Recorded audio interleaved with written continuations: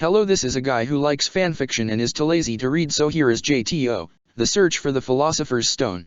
In audio form, check the description for the links to the author. Chapter 10. 3 days later. It had been 3 days since Medusa had told Krona of her solution to finding the pure soul, and Krona was walking through the doors to Music Room 3 armed with the freshly brewed potion. Medusa hadn't mentioned where she'd found a place inconspicuous enough to make the potion or how she'd managed to make it look and smell just like tea, but Krona had no real desire to ask.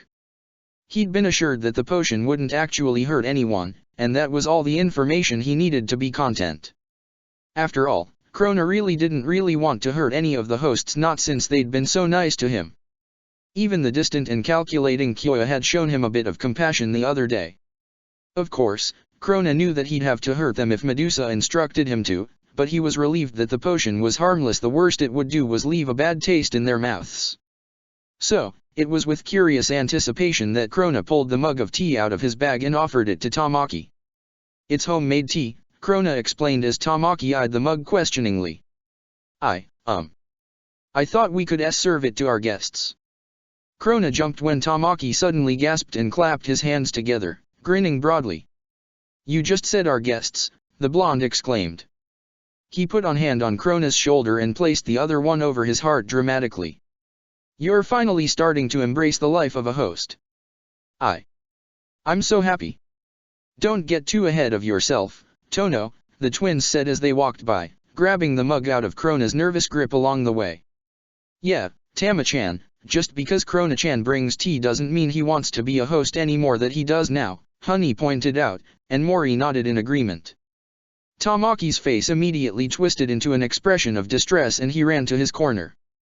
Tamaki?" Krona said inquiringly as the blonde crouched down and started drawing aimlessly on the floor. "Just leave him," Kyoya said, appearing at Krona's side and startling him. "Now, would it be alright for me to try a little of that tea before the guests arrive? I just want to make sure that it'll suit their tastes." "Oh, of course," Krona nodded. Why don't you all try some? There's enough for everyone." Just as the hosts started to gather around one of the tables, the doors to the club room opened and Harui and Ed practically fell into the room, panting heavily. "Whoa!" Hikaru exclaimed as Al walked into the room and carefully closed the door behind him, shaking his head at the sight of his brother lying on the floor. "What happened to you guys?" Kaoru asked. Harui managed to prop herself up on her hands as Al hoisted his brother back onto his feet. "We were chasing after Nekazawa-senpai," Harui explained, still slightly out of breath, and Al helped her to her feet as well. "He stole the note we showed you the other day," Ed added, more used to running than Harui was and thus recovering quicker. "Said he wanted to use the symbol at the bottom for some dark ritual crap. We got it back, though," Al said, holding up the note card. The hosts just stared at them for a few seconds, until Kyoya cleared his throat. "Alright, well, we were just about to have some tea," he said, pushing his glasses up. "Care to join us?" "Yeah, Krona-chan made it." Honey squealed, bouncing up and down slightly. Krona gave him a sideways glance and the small boy grinned and clutched his bunny so close to his chest that the seams looked like they were about to rip apart. "Don't mind if we do," Ed said, striding over to the table, closely followed by Harui and Alphonse. Tamaki, having emerged from his corner when his darling daughter entered the room, picked up the mug and started to pour a bit of tea into 9 china cups, which were quickly taken up by the hosts, Ed and Krona. When the tea was finished being distributed, Krona took a step back so he could get a clear view of everyone's reactions. Almost as soon as the potion touched their lips, the boys and Harui let out cries of disgust. Cough, "Oh my god. Oh, that is just nasty. Takashi, this tea isn't sweet at all.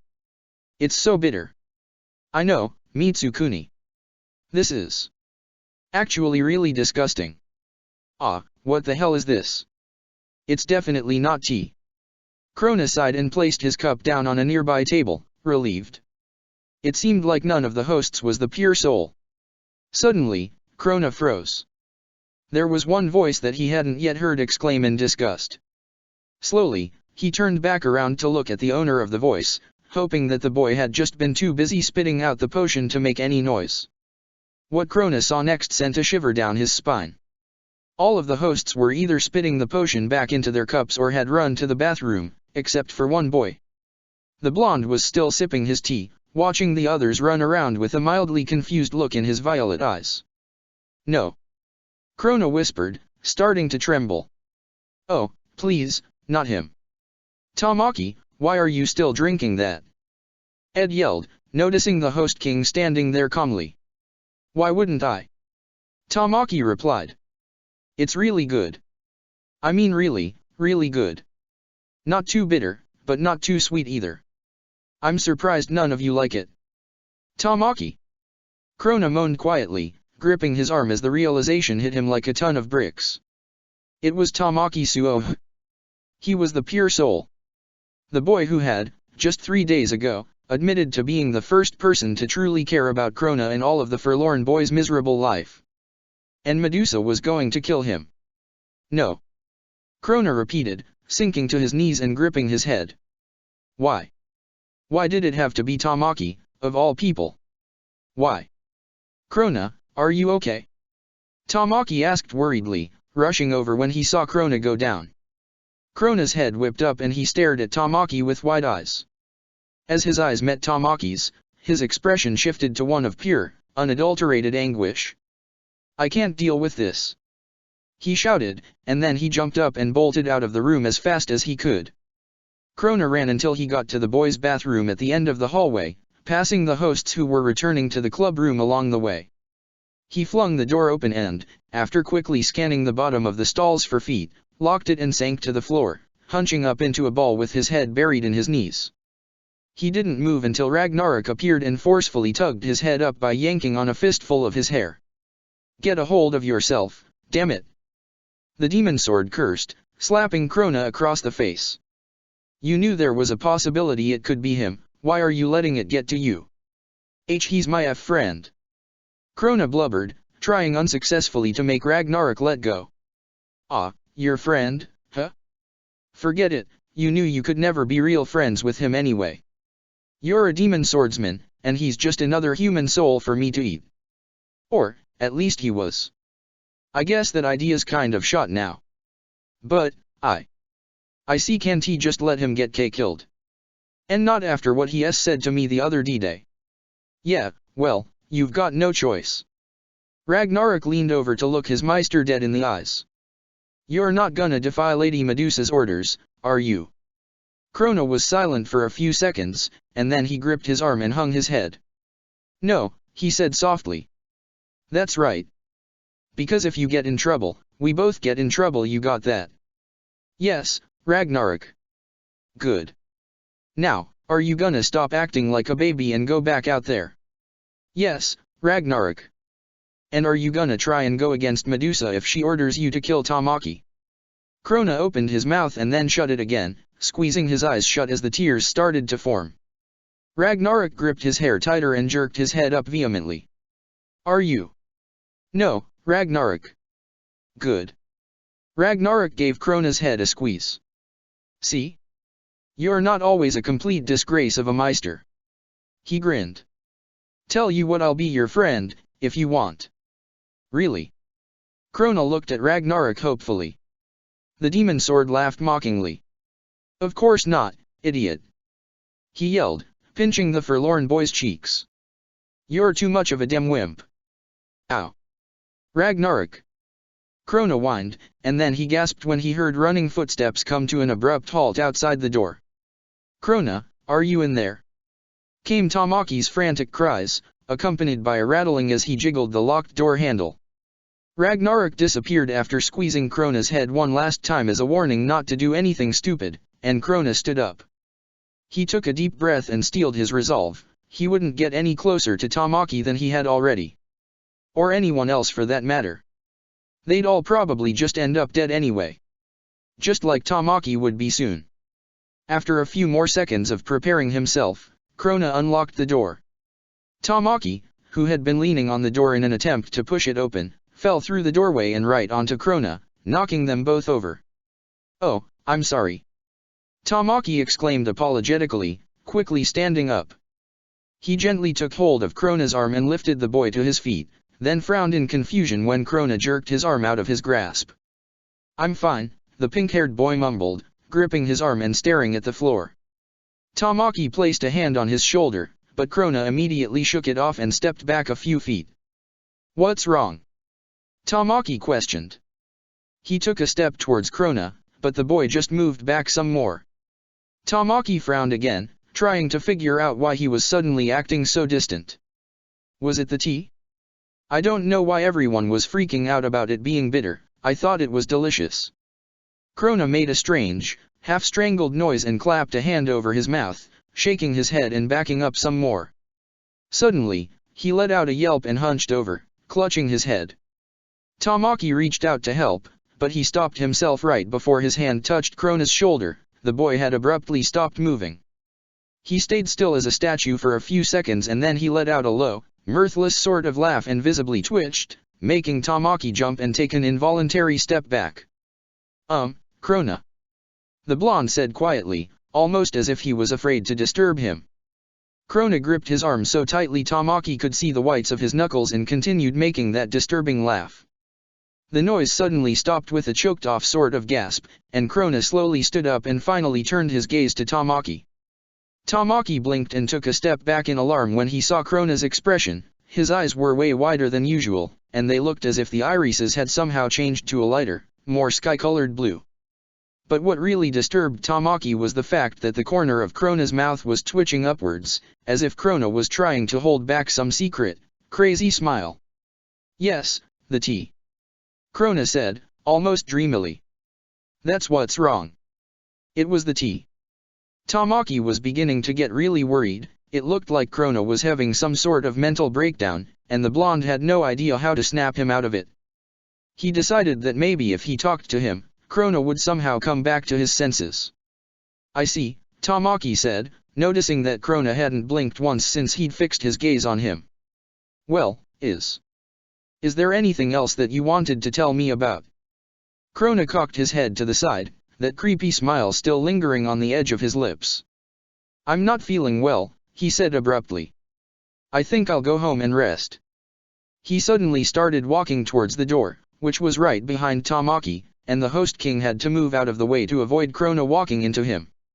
He thought Krona was going to run straight into the door and got ready to pull him away, but Krona stopped right before he hit it and gazed at Tamaki expectantly. Let me get that for you," Tamaki said, reaching over to open the door when Krona continued to stare at him. He pushed on the door, but it didn't budge. Suddenly, Krona made that strange laughing noise again, making a chill go up Tamaki's spine. He turned back around to find that the smile on Krona's face was now very evident, lifting up Krona's mouth in an almost unnatural way. "The door only opens one way," the boy said, the laughter vanishing. Tamaki blinked again and waited for him to say more, but Krona's mouth remained shut. Thanks," Tamaki said, after a moment, and then he tugged the door open as fast as he could. He didn't want to admit it, but he was actually starting to get a little scared of staying in that room with Krona any longer. It was like the shy boy had become a completely different person, and not in a good way. "Oh, look. There's people in the way," Krona remarked matter-of-factly, and Tamaki poked his head around the door to find the host club and the Elrics standing there, Ed's hand poised to knock on the door. "Sup?" the alchemist asked, and Tamaki smiled with relief. He instantly felt better knowing that Ed and Al were here should Krona start to do anything too drastic. "We came to apologize to Krona," Harui piped up. "Yeah, we're sorry we made you sad, Krona-chan," Honey added. Everyone looked at Krona expectantly, waiting for his reaction. Instead of acknowledging the host's apologies, he let out another short chuckle and looked straight at Tamaki again. "So many people to play with," he said. "But I don't have time to play now. I have to go home. Maybe some other time." "Whoa, hold on," Hikaru exclaimed. "Look, we're really sorry." "Yeah, you don't have to go home." Kaoru trailed off when Krona turned back to the group and he got a good look at the boy's expression. "Oh, but I do," Krona replied, his lips curling up so much that his smile was nearly devilish. Tamaki could see the changes in the hosts' faces as they started to realize that there was something extremely wrong with Krona at the moment. Why do you have to go exactly? Ed asked bravely, and then he took a protective step towards Al when Krona gave him his full attention. Because he broke off mid-sentence and twitched his head, almost as if he'd just been hit by something. He winced, and then continued talking. Because I do. Excuse me. Tamaki had just enough time to see that the smile had disappeared from Krona's face before the boy took off down the hallway at top speed, pushing the group out of his way in his haste. Wait, Krona! Tamaki called after him, but Krona was already rounding the corner at the end of the hall. The hosts and the Elric brothers stared after him in a stunned silence. Well, that was interesting. Kyoya remarked, pushing up his glasses. He started to walk back towards the club room. Let's leave him be and head back to our room. He'll come back if he wants, and our guests are probably waiting for us. As the rest of the group trailed after him, muttering hushed conversations of what could have been wrong with the pink-haired boy, Alphonse hung back to fall into step with Tamaki. Is Krona going to be alright? The suit of armor asked, looking down at the blonde. Tamaki sighed. I don't know, he admitted. Al put a reassuring hand on his shoulder. Don't worry, Tamaki, I'm sure he'll come around soon. I really hope so, Alphonse. Tamaki put his hand on top of Al's and stared down the hallway Krona had gone, wondering where the boy had run off to. He sighed again. I really hope so. Krona ran as fast as he could to the main office. When he got there, he went up to the secretary's desk and stopped, panting slightly. I have an appointment with Chairman Suo, he said quickly. The secretary looked up from her paperwork and raised one eyebrow questioningly. Krona thought she was going to ask him why he was so out of breath, but she just gestured for him to go into the chairman's office. Krona scurried in, shut the door behind him, and slid down to the floor. Ragnarok exploded out of his back, but Krona barely registered this. Now that he'd come back to his senses, the full force of what had just transpired hit him again. Tamaki, his friend, Tamaki was the pure soul, the one soul that could serve in the place of hundreds to create the Philosopher's Stone. Krona knew that Medusa would stop at nothing to gain the fabled stone. She wouldn't care whether Krona objected to using Tamaki as an ingredient or not. After all, when has she ever given any consideration to how I've felt? Krona thought bitterly, trying to ignore Ragnarok as the demon sword once again started pounding on his head. To her, everyone's the same, just pawns to be used in her plans. Even me, her own child. Suddenly, Krona was wrenched out of his thoughts as a jolt of pain sliced through his head. He heard the tinkling of broken glass and saw tiny pieces of it cascading down around him, catching and reflecting the light of the sun coming in through the windows. He reached up, confused, and touched the top of his head, to find that his hair was covered in a wet, sticky substance. He brought his hand down and saw that it was smeared with black blood. Ragnarok! He exclaimed, realizing what must have happened. When Krona hadn't responded to Ragnarok's attempts to get his attention, the demon sword had gotten angry, angrier than usual, and had picked up a nearby vase and smashed it on his Meister's head. Oh, shut up, you damn baby! Ragnarok snarled. It's not like you're gonna bleed to death, I already hardened your blood. He smacked Krona on the head again. You know, you're really starting to piss me off. I can't believe I had to use madness just to get you out of that damn bathroom. You were gonna tell Tamaki that he was the pure soul, weren't you? It's not my fault. Krona whined, desperately trying to prevent Ragnarok from hitting him anymore. Just because the wound in his head wasn't fatal didn't mean that it still didn't hurt like crazy. I couldn't help it. You know that feeling I get when he's around. It's not my fault I was going to tell, it was his. Ragnarok paused, realizing that he couldn't argue with this logic very well. He did understand that it really wasn't Krona's fault. He was still for a few seconds, trying to think of a comeback, but he couldn't seem to come up with a fitting one. So instead, he just settled for, damn it. Well, at least we finally know why you feel like telling him all our secrets. Krona turned to him and frowned, a few shards of glass that were still in his hair falling to the ground. Why? He asked, and then he let out a yelp of pain as Ragnarok smacked him on the head again. Because he's the pure soul, idiot. He probably has that effect on everybody and doesn't even know it. Just then, Krona heard the doorknob start to turn. He jumped up and moved away from the door, gripping his arm. Ragnarok crouched down behind his Meister's head, ready to disappear if someone other than Medusa entered the room. But, to Ragnarok and Krona's somewhat relief, it was Chairman Suo who walked through the door. "Oh. There you two are," Medusa exclaimed, quickly shutting the door behind her. "I was wondering when you'd show Krona, what happened to your head?" Krona blinked in confusion and reached up to touch his hair, which was coated with now dried black blood. He'd completely forgotten his injury for a moment when Medusa had shown up. "Our Ragnarok hit me with a vase, Lady Medusa," Krona told her, brushing the last few pieces of glass out of his pink locks. "I suppose that explains the glass all over the floor." Then, the witch commented, looking at the ground disdainfully when she heard the crunch of broken glass under her feet. "Sorry, Lady Medusa," Ragnarok and Krona said at the same time. Medusa glared at the ground for a second, and then shook her head and looked up at them.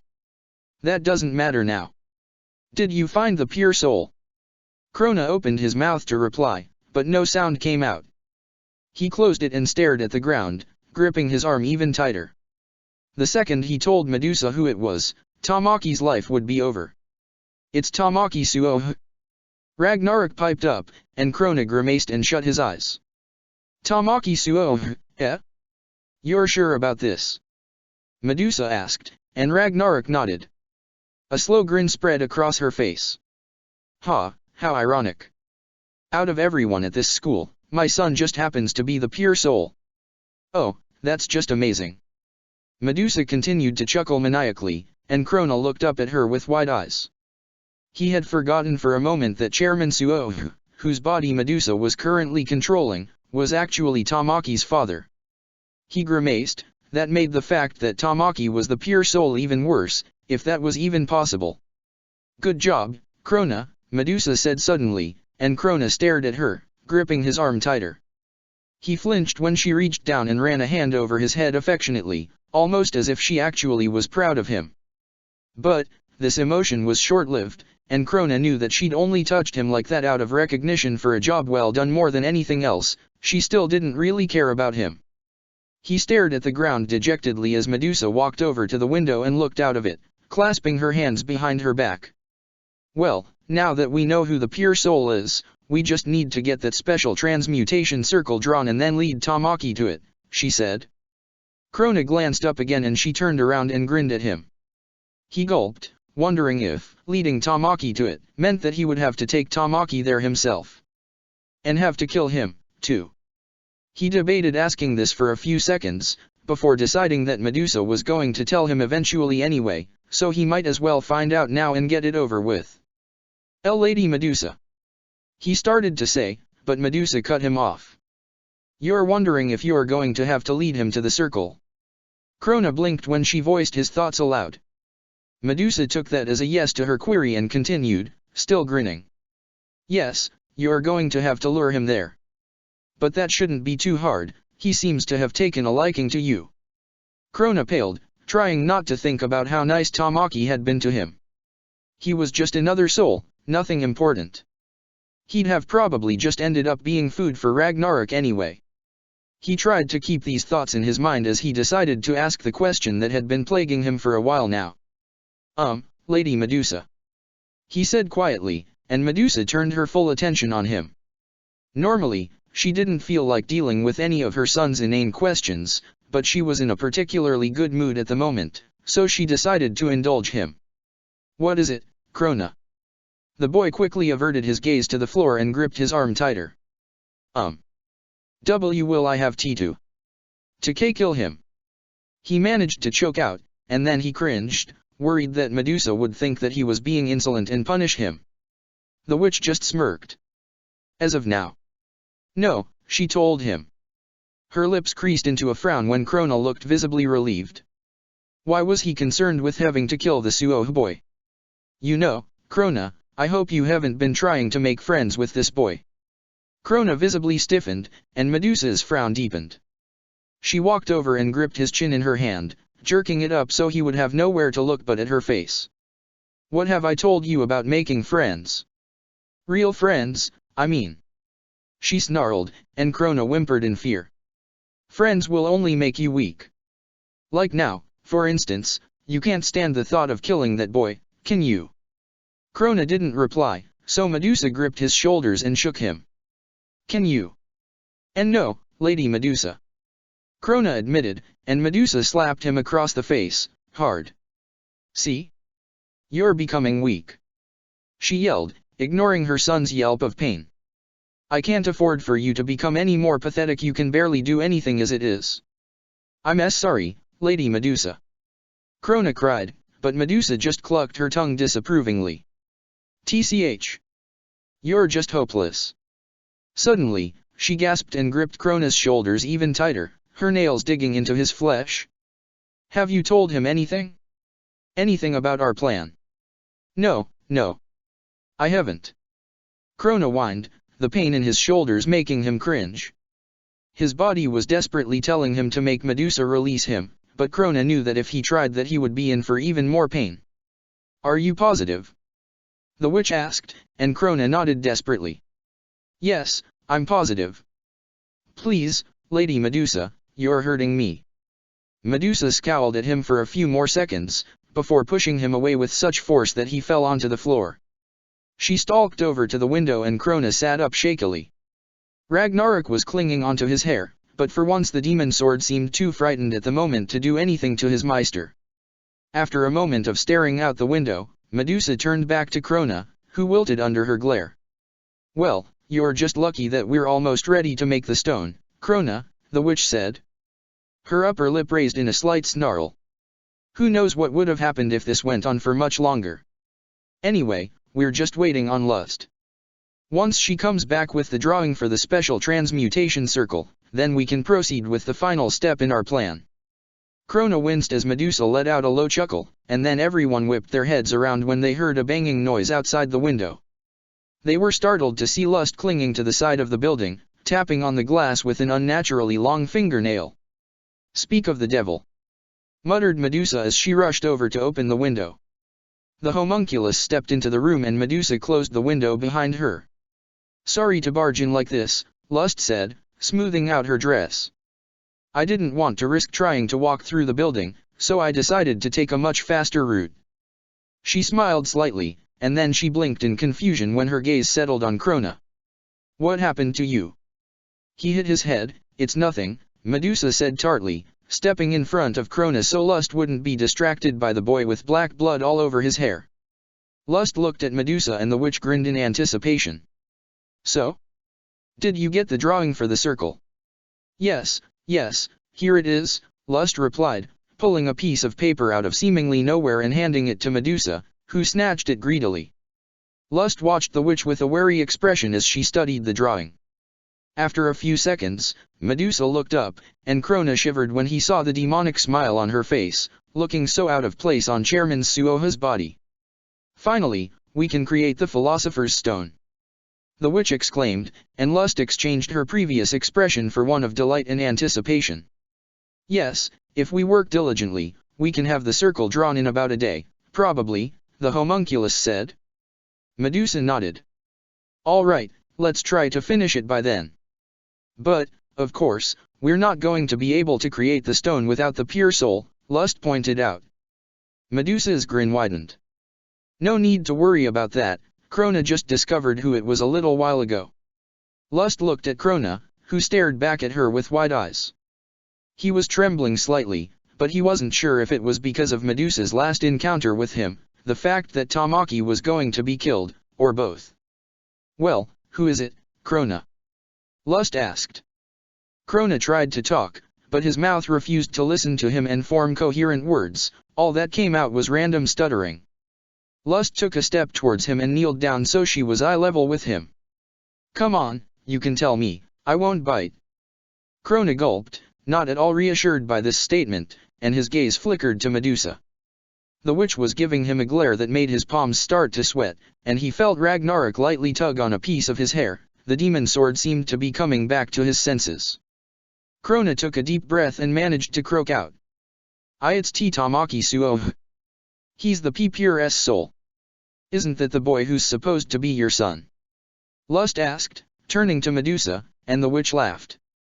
That's the one.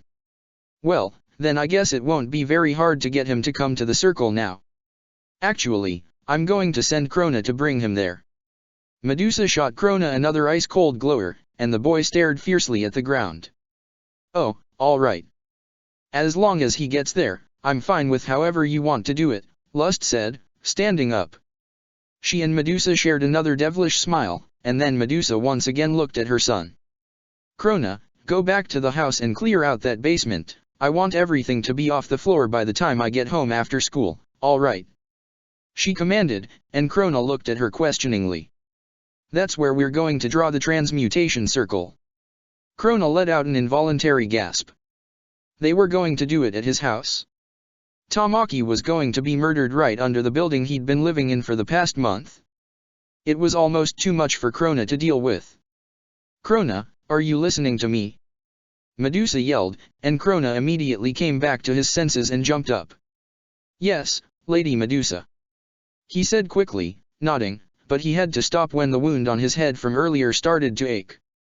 Then go to the house and do it. Now. Yes, Lady Medusa. Krona started to leave, but another yell from Medusa made him pause. And wash that black blood out of your hair first. She ordered. I don't want anyone questioning you about why your hair suddenly turned black. And if anyone asks why you're leaving, tell them that the principal sent you out on an errand. Can you handle all of that?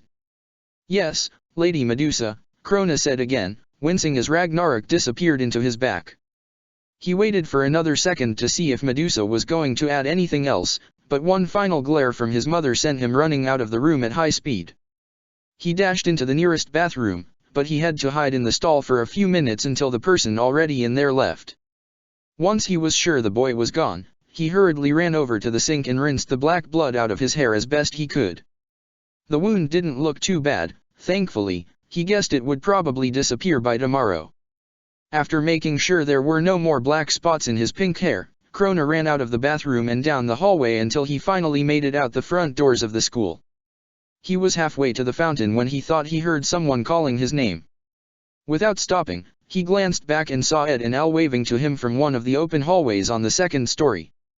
The pink-haired boy let out a yelp and picked up his pace, only slowing down once he'd rounded the side of the gates that marked the entrance to Auron Academy. He continued on his way home, blinking back the tears that had sprung up in his eyes. Ed and Al would surely hate him after this, too. And just when he'd been beginning to think that maybe, just maybe, he could have been friends with them as well. Krona jerked his arm across his eyes, wiping away the tears. He'd already cried enough lately. As he ran, he tried to focus on one thing, that this would all be over soon. After tomorrow, Medusa would have her precious Philosopher's Stone and they could leave this place and forget all about it. It would be as if Krona had never even come to Auron. As comforting as this thought was, somehow it didn't make Krona feel any better about what was about to happen. He was starting to doubt that anything would. Chapter 11. Tamaki, we need to talk to you. The host king looked up from the book he was reading to find the Elric brothers standing in front of him, Ed's arms crossed over his chest and a slight frown on his face. Oh, sure, Tamaki replied, closing his book and setting it on the table. What about? We think that there's something really fishy about Krona, Ed said. Tamaki merely blinked at him. Whatever do you mean? He asked. Ed sighed in annoyance. Tamaki could be so dense at times. Have you seen the way he acts? It's obvious he's hiding something. Tamaki's eyes widened slightly and he looked at the ground. Well, that might be true, I guess. But even if he was, I'm sure he'd tell someone if he really wanted them to know. Ed and Al shared a knowing glance. It seemed that Tamaki also knew more than he was letting on. All right, spill it, Ed commanded, walking closer to the chair the host king was sitting in so that he could lean over him. Trying to suppress a grin, Ed was secretly elated by the fact that at this particular moment, he seemed to be taller than the other blonde. Well. He doesn't want me to talk about it. It's very personal, Tamaki admitted. Does it have anything to do with the pure soul? Al piped up. Tamaki frowned at him. Pure soul? Oh, no, it's nothing like that. I don't even think he knows what that is. I'm not too sure about that, Ed said, and Tamaki turned his questioning gaze on him. Remember when we showed him that note the other day? By the look on his face I could tell that something struck a chord when he read it. Yeah, it was really subtle, but I could see that something was up, too, Alphonse added. Tamaki's frown deepened. Had he really not noticed that? He guessed that he'd still been concerned about Krona being okay after their talk about his mother, that he hadn't been looking out for subtle signs such as that. After a few seconds of thought, he looked at Ed again. Well, why don't you just ask him about it? He questioned, and Ed laughed. Ask that kid for information? He'd probably just stop talking and stare at the ground like he always does. There was another silence for a moment, until Al spoke up. The point is, Tamaki, we think you should be a little more cautious around Krona, he said. At least until we figure out exactly what he's hiding. And while you're at it, maybe you could try to figure out what's up to, too, Ed put in. He seems to talk to you a lot more than he does to other people. I can't do that. Tamaki exclaimed, and Ed and Al jumped, surprised at this outburst. He's my friend. I don't want to pry him for information that he doesn't want to tell me. But Tamaki No, I'm not going to do that, Ed. Tamaki stood up resolutely, making Ed scowl as he was once again the shortest person in the room. I'm sorry, but I think that if you want to get information from someone, it's best to just ask them directly. Especially with people like Krona, I think he'd be really hurt if he figured out that you guys were trying to sneak information out of him. He'd be hurt if he knew you were suspicious of him as well. He probably already knows. Ed yelled, starting to get aggravated. He wished that Tamaki would just listen to him for once, instead of trying to be the saint that can see no bad in anyone, even when other people try to convince him otherwise. Tamaki, you always try to see the good in people. Is that a bad thing? What brother is trying to say, Al interjected, stepping in between the two warring blondes. Is that not everyone is as innocent as they seem at first. We've dealt with people like that before, so we know that even though it's hard to admit, it could be possible. Did you ever think that the way he acts could just be a cover? Ed piped up, stepping around Al to see Tamaki again. He saw a slight bit of doubt on the tall blonde's face, so he continued, hoping that he'd be able to get his point through. What if he's really not a nervous wreck and he's just acting like that so people won't be suspicious? We'd never know unless he told us his story, Al added. The doubt on Tamaki's face immediately vanished as he frowned again. No, trust me, there's a reason that he acts that way, it's not a ruse. He paused, looking at Ed's expectant face, the alchemist waiting for him to back up this claim. Tamaki debated whether or not to tell them about Krona's childhood. Krona had expressly told him not to divulge it to anyone. But Tamaki knew that Ed and Al wouldn't be reassured unless they knew the truth. He sighed, hoping that Krona would forgive him for what he was about to reveal. Krona had a bad childhood, Tamaki admitted. He didn't tell me everything, but from what I gather, his mother never really loved him. He always did whatever she said, but he never got any affection in return. That's why he has so much trouble dealing with people nowadays. He never got the love from his mother needed to be able to give love to anyone else. Ed and Al stood there, shocked.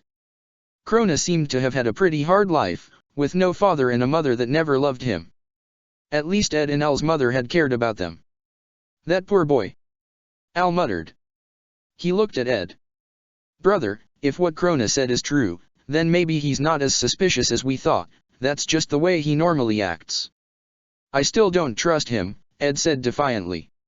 So he has a reason for acting like everyone has a disease and he doesn't want to get close to them, so what? I'm still suspicious. I know that note struck a chord with him for some reason. Plus, there's other things that he's done, too. Remember that weird tea he brought the other day? It was pretty out of the blue, don't you think? And everyone thought it was gross. Well, everyone but Tamaki. Suddenly, Ed gasped and stared up at Al. After a second, Al gasped as well, taking an involuntary step back as the realization hit him.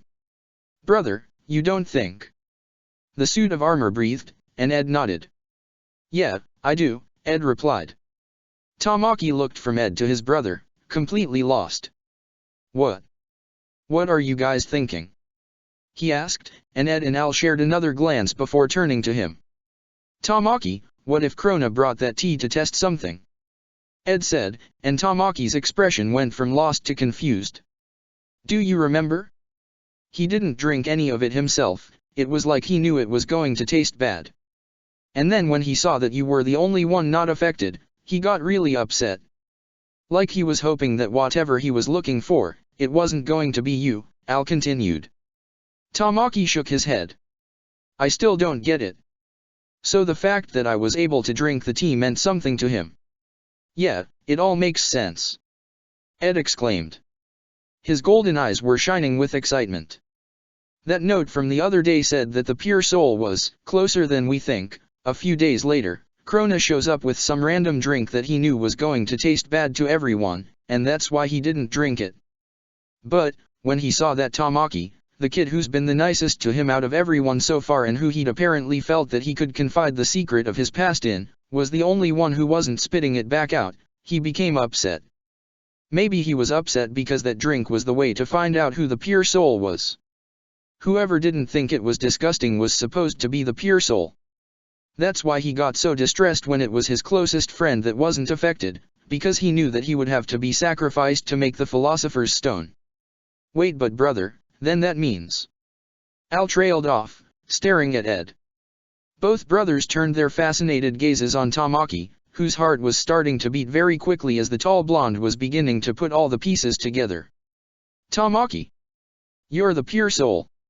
Ed and Al exclaimed at the same time. What? Tamaki said quietly, not believing it.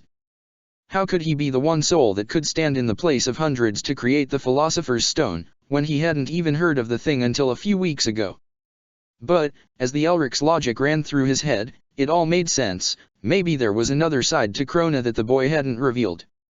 He'd been searching for the stone the whole time as well, and that's why he'd looked so distraught in the bathroom the other day. Maybe that's what he was going to tell me before he started acting strange. Tamaki exclaimed, recalling how Krona had seemed like he was about to say something right before he'd has his little mental breakdown, as Tamaki referred to it. He was going to tell me that I was the pure soul, but something stopped him before he could. All of a sudden, the blonde rushed over and gripped Ed's shoulders, startling the alchemist. Ed, you're right. I'm the pure soul. Suddenly, Tamaki stiffened. His eyes widened and he released Ed, taking a step back. But hold on. I'm the pure soul. Then that means... He glanced at the Elric brothers, and Ed and Al were shocked to see a hint of fear in his violet eyes. Tamaki, how could you ever think that? Ed shouted, at the same time Al said. We'd never use you to make the stone. Really? Tamaki asked, still gazing at them warily. I know how much you want the stone. And by using me you'd only have to use one soul dash.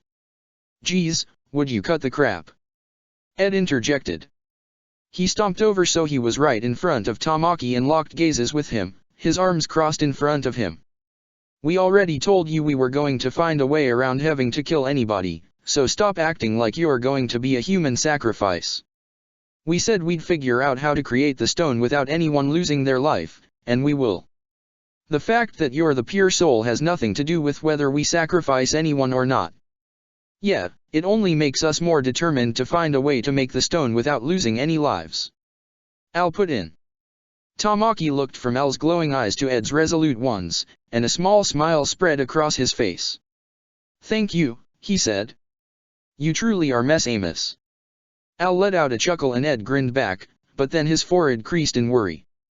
I don't want to spoil the moment, but we still need to figure out what we're going to do about Krona, he said.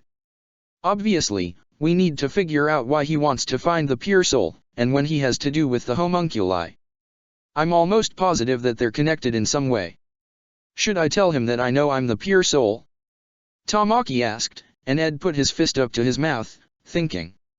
After a moment, he shook his head. No, we won't tell him. Yet. Let's pretend that we haven't caught on to his plan and see if we can get him to tell us what he's up to. If that doesn't work, we can reveal that we know what he's doing and see if that gets him talking. Good plan, brother, Al said, and Ed grinned at him. Just then, the doorbell rang. I wonder who that could be, Tamaki muttered as a maid rushed by to open the door. I wasn't expecting any visitors. After a few seconds, the maid came back into the living room where the boys were standing. Master Tamaki, there's a boy with pink hair here to see you, she informed him. He says he's a friend of yours. Should I let him in? Well, that's convenient, Ed muttered, and Tamaki glanced at him. Should we talk to him now? The tall blonde asked, and Ed shrugged. Might as well get it over with. Okay. Tamaki turned back to the maid. Send him in here, please. Thank you. Certainly, Master Tamaki, the maid replied, and then she left. She quickly returned, leading Krona towards the living room. Once he was past the doorway, she gave Tamaki a curt bow and exited again, leaving Krona standing there looking like a deer in headlights. Hello, Krona, Tamaki said cautiously, taking a step towards him. Krona immediately flinched and took a hasty step back. Tamaki glanced behind him and saw Ed and Al share a shrewd look. The tall blonde turned back to Krona, to see the other boy still staring at him. How are you feeling? Feeling? Krona echoed, his forehead wrinkling in confusion. You were acting kind of strange earlier, I was just wondering if you were alright. Krona kept frowning, and then he let out a little gasp of recognition and nodded quickly. Oh, why yes, I'm fine. Thanks for asking, he said, and Tamaki nodded curtly. There was a strained silence for a moment as everyone waited for someone else to speak up. Oh, forget this. Ed exclaimed suddenly, startling everyone. He walked over and poked Krona in the chest, staring up at the pink-haired boy determinedly. Why are you so interested in the pure soul? And don't try to say you're not, because we've already figured it out. Brother! Alphonse exclaimed, and Krona's eyes widened even more. He opened his mouth to say something, but quickly shut it again and took yet another step back. Deny it. Ragnarok hissed in the back of his mind. Act like you don't know what they're talking about. We can't let them get onto us when we're this close to the end. You what are you talking about? Krona said quietly, gripping his arm. Ed rolled his eyes and glanced over his shoulder at Tamaki. See, what did I tell you? He's just denying it. He whipped back to Krona, narrowing his eyes. Come on, spill it. We know that tea you brought the other day was a test to see who the pure soul was. What? Krona exclaimed, had they really figured it out? So much for the plan. Al muttered as Tamaki stepped forward. He gently took Ed's shoulders and moved the shorter blonde out of the way, ignoring Ed's protests, and gripped Krona's hands in his own. Please, Krona, we just want to know what's going on, he said, refusing to let go as Krona started to struggle in his grip. This could be very important information for Edward and Alphonse that could help them get their bodies back. Stop. Let go. I don't know anything. Krona cried, he hadn't been prepared for this. He'd just wanted to come over and invite Tamaki over to his house tomorrow. He didn't know there would be an ambush waiting for him. Please, Tamaki said again, the look in his eyes almost begging.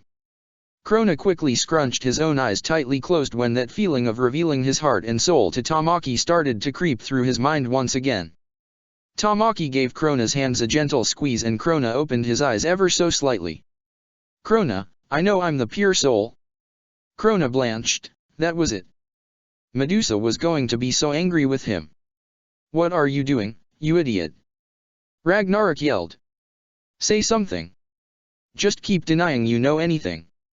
Hurry up, before they get even more suspicious. Krona trailed off, looking everywhere but at Tamaki. Just tell us what you know. Ed yelled, and Al put a hand on his shoulder. Brother, stop yelling at him. I can't help it, he's not cooperating. Ed, Al, please dash. Let us handle this, Tamaki. Krona started to say again, but the other boys were now in an argument over which one of them should be the one to talk to Krona.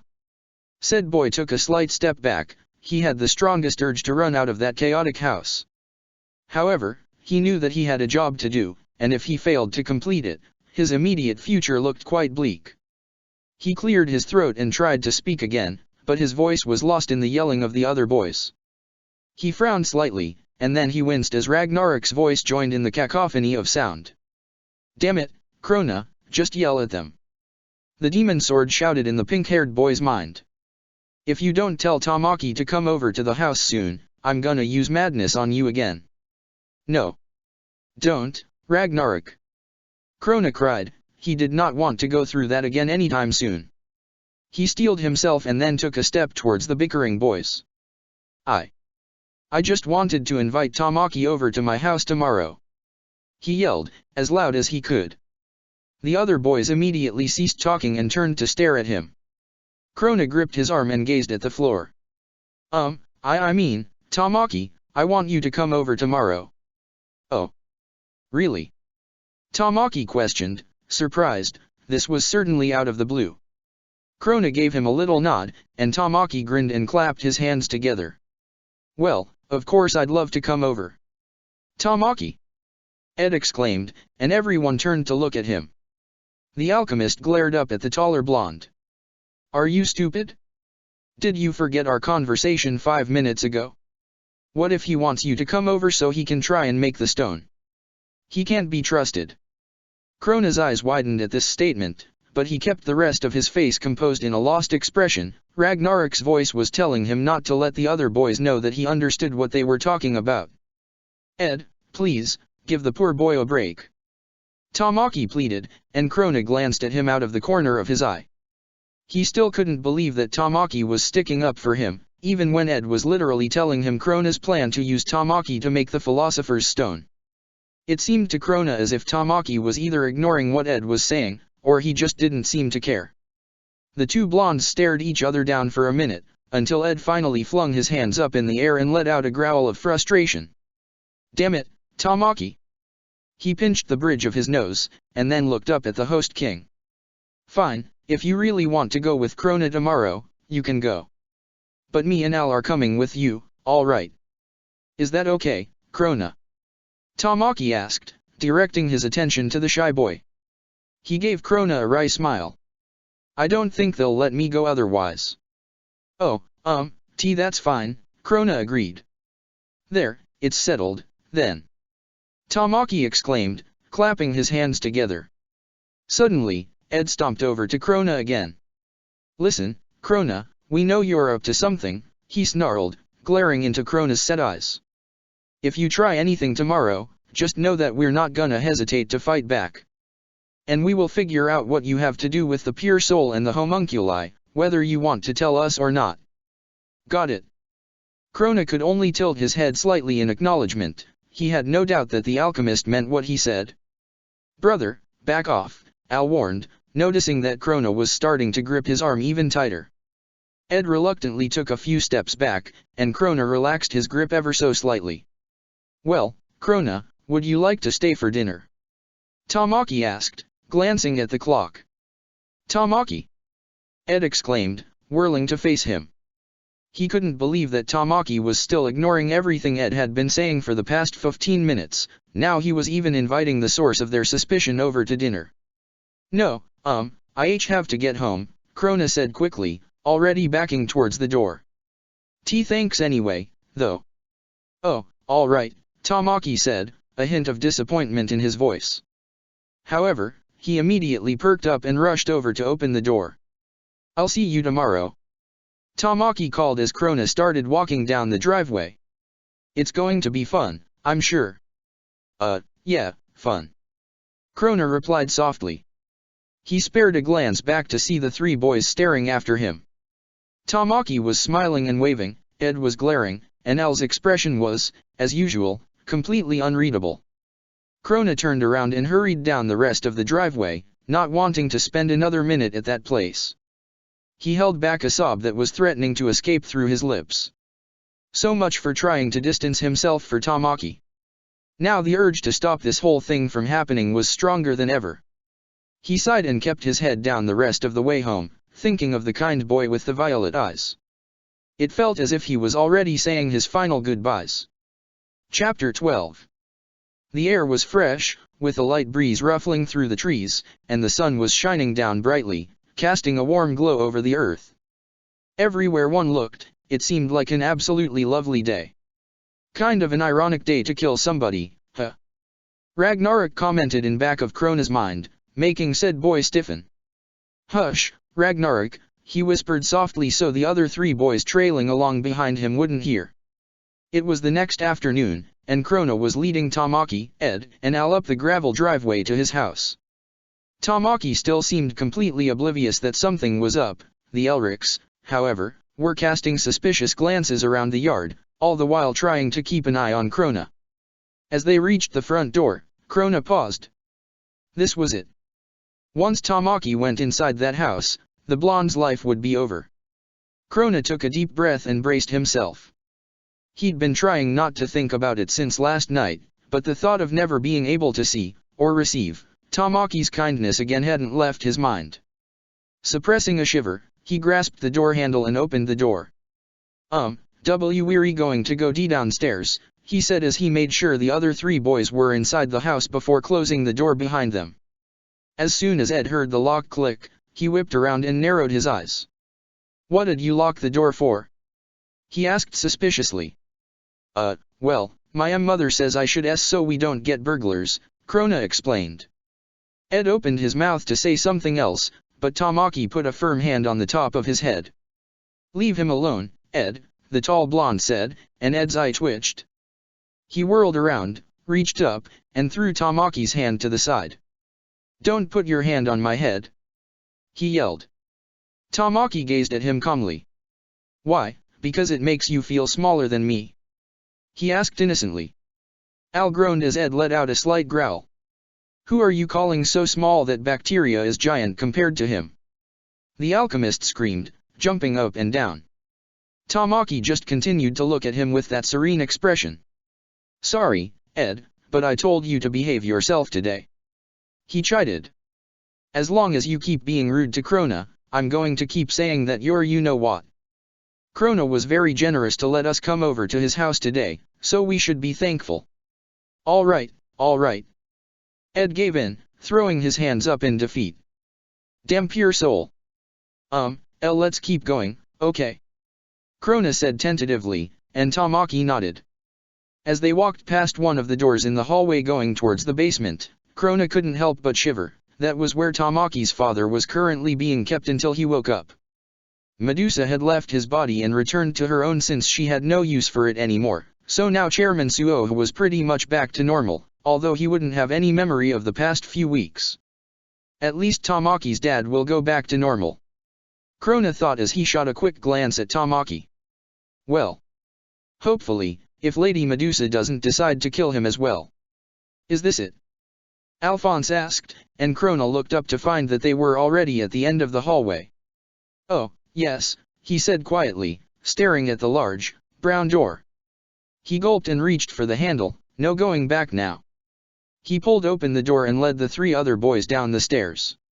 At the bottom was a short, gray corridor with another door on the left wall. This was where Medusa and Lust were waiting. My room's in here, Krona said, gesturing to the door. However, he couldn't seem to do any more than that. He stood there, frozen, until Tamaki put a hand on his shoulder. Do you not want us to go in? He asked, the look in his eyes telling Krona that he knew something was bothering the shy boy. No. I mean, yes. Krona sputtered, and Ed rolled his eyes. Do you want us to go in or not? The alchemist asked, and Krona nodded at him. Yes, you can go in. Here. He reached over and opened the door.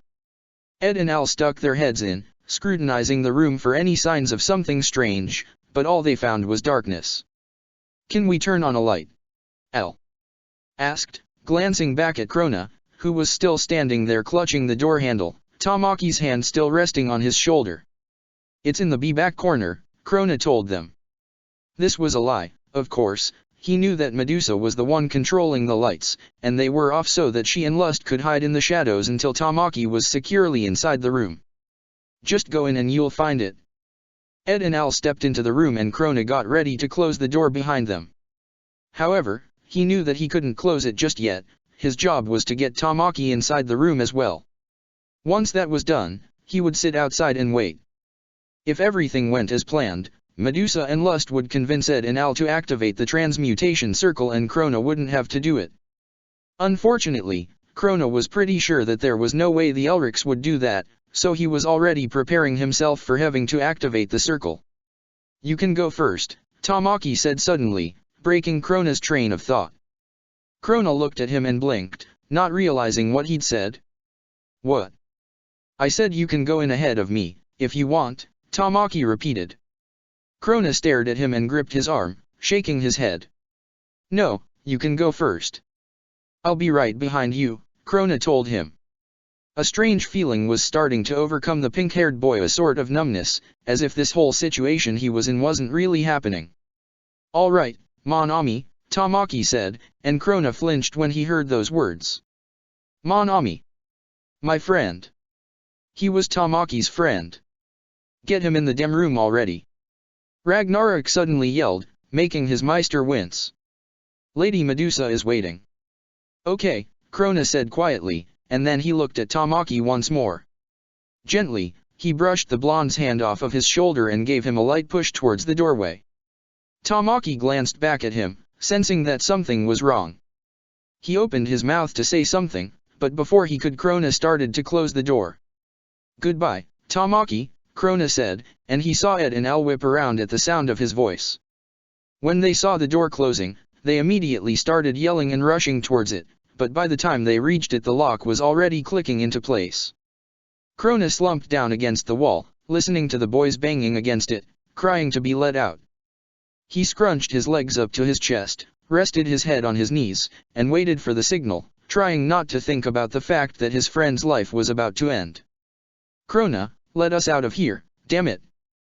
Ed yelled, smacking his fist against the wall for what felt like the 100th time. Ed, stop!" Tamaki said frantically, pulling his hand away. Ed was hitting the wall so hard that Tamaki could swear he saw a dent in his automail. "We're not going to get out by doing that." "Brother, you were right," Al said, his glowing eyes the only visible thing in the darkness. "This was a trap. And we fell for it." "Yeah, I know," Ed agreed sourly. He glared at Tamaki. "See? What did we tell you?" "All right, so maybe this is a part of Krona's plan," Tamaki tried to reason with him. "But I'm sure he's not going to do anything to hurt us. I mean, this is Krona. He wouldn't hurt a fly." "Are you sure about that, Tamaki?" Ed asked, and Tamaki frowned slightly. "How much do you really know about that kid?" "Well, he probably left us in here so he could just come back and take care of us later." "Well," Tamaki said quietly, having no response to this. He really wanted to believe that Krona meant them no harm, but he was starting to have second thoughts. Maybe the shy boy wasn't as innocent as he'd seemed. "I see we have some company," said an unexpected voice in the darkness, making everyone jump. The boys looked around frantically for the source of the sound, when a dim light suddenly flooded the room. The light was coming from a lone bulb hanging from the ceiling, and it allowed the boys to get a good look at exactly where they were. The room was a huge, gray square, bare except for some faint lines running along the floor off towards the far end. There were still some pockets of darkness, and it was out of one of these shadows that two figures appeared. One was a woman wearing what looked like a black jumpsuit, with her golden blonde hair tied at the front and strange tattoos resembling snakes running up her arms. The other figure was also a woman, with a low-cut green dress and a red tattoo in the center of her chest. "Lust!" Ed and Al both exclaimed, and the homunculus smiled. "Long time no see, boys," she said, and Ed snarled at her as both brothers crouched into a fighting stance, Al pushing Tamaki behind him. "Wait, what's going on?" Tamaki exclaimed. He glanced around Al to look at Lust. "Who is she?" "That is a homunculus," Ed informed him, and Tamaki let out a little gasp. Now, let's not fight," the other woman said, stepping in between the brothers and Lust. Who are you? Alphonse questioned, and Medusa grinned at him. My name is Medusa. I'm Crona's mother. The boys' mouths fell open in shock. You're his mother, Tamaki managed to say after a few seconds. Medusa nodded. Tamaki frowned and walked in front of Alphonse. What are you doing, you idiot? Ed exclaimed as Al grabbed the tall blonde's arm in an effort to keep him in place. Tamaki just continued to glare at Medusa. So you're the one who's been mistreating that poor child? He asked, and Medusa frowned slightly. Whatever do you mean? She said innocently, but Tamaki wasn't having any of it. Don't try to deny it, I know that Crona acts the way he does because of you. I'm not sure exactly what you've done to him, but whatever it was enough to severely scar him. And how exactly do you know all this? Medusa questioned, her eyes narrowed. Tamaki kept his mouth shut, not wanting to risk getting Crona into any more trouble. However, this effort was useless, as Medusa nodded in understanding. He told you, didn't he? What a bad child. I told him not to be making friends with you, and now look what he's done. Why do you hate him so much? Tamaki yelled suddenly, and everyone looked at him. Ed was surprised to see that his eyes were glistening with tears. He's your son. You're supposed to love your children, not make them grow up twisted and unable to deal with anything. How could you even do something like that? There was a silence for a moment, and then Medusa broke it with a chuckle. My, you really are the pure soul, aren't you? She said, and Al pulled Tamaki a step back towards him protectively. Medusa, let's stop this chatter and just get to making the stone, all right? Lust piped up, and all eyes turned to her. Yes, I guess you're right, Medusa agreed, and then she and Lust turned back to the boys. Edward, Alphonse, we have a proposal for you, Lust said, smiling again. I'm sure you two know how the Philosopher's Stone is made, correct? And how the pure soul can be used to create one without having to use hundreds of other souls. Well, we have the pure soul right here with us dash, she gestured to Tamaki dash, and we have the transmutation circle over there with all the ingredients needed to create the stone. She gestured behind her to the lines on the floor that the boys had noticed earlier. Now we just need some alchemists. So, what do you say? Would you like to help us create the Philosopher's Stone? The boys just stared at her in shock. Had she really just asked them if they'd help her kill their friend? Hell no, we're not gonna help you. Ed yelled. He clapped his hands together and ran his left palm over his right arm, creating a makeshift sword out of his automail. And if you even touch him, you're gonna be in big trouble. Oh, too late, came Medusa's voice from behind them, and Ed and Al whipped around to find her standing next to Tamaki, grinning like mad. The brothers took a step back in surprise, and then they noticed that there was some sort of black arrow-like thing wrapped around Tamaki's body. It went from his ankles all the way up until it was covering his mouth, so that no matter how much the blonde struggled, he couldn't move or make any noise except for a faint whimper. How did you get there so fast? Al gasped as Ed snarled at Medusa. Magic, Medusa replied, winking at them. I'm a witch. And with that she suddenly darted towards the other side of the room, and Tamaki tried to scream as the arrow dragged him across the floor behind her. Ed and Al rushed to help him, but Lust jumped in their path, slashing at them with her long fingernails. No. Tamaki, run. Ed screamed as he started to battle the homunculus alongside his brother. He knew he wouldn't be able to make it to Tamaki anytime soon. Lust was too much of a handful. Tamaki looked towards the shout, and his eyes widened as he saw the Elrics swiftly trying to deflect the attacks of the homunculus. He wanted to help them, but Medusa jerked his chin towards her so that he was staring at her face. You should be happy, the witch said, and Tamaki glared at her as hard as he could and once again started struggling with the arrow keeping him in place. You're going to help create something that could benefit mankind. Not that I'm going to use it that way, but dash. You mean we, Medusa? Lust called, sparing a glance back at the witch, and Medusa inclined her head. Of course, I mean it's not like we're going to use it to benefit mankind. We've been working together this whole time, you know, Lust and I. Along with Crona. Tamaki's eyes widened even more and he frantically tried to get free. Medusa laughed and waved a hand over him. The arrow holding him in place disappeared, but before Tamaki had a chance to get up, new bands wrapped themselves around his wrists and ankles, chaining him to the floor. When he glanced at his wrists, he realized with a jolt of fear that he was laying right smack in the center of the transmutation circle. "Now, how about you be a good boy and die quietly, all right?" Medusa asked, leaning over him. "No. Let me go." "Stop!" Tamaki cried, trying once again to get free, but he had a feeling deep down that it was hopeless. This was the end for him. Tears started to stream down his face as he thought of all the people he was going to leave behind. "Mom, Dad. What'll they do when I'm gone? What will the host club do without me? Kyoya, Mari, Honey, the twins. Harui. What's going to happen to them? And Krona. He's so lost and alone, he needs a friend. I can't just leave him. I dash." "Oh, will you shut up?"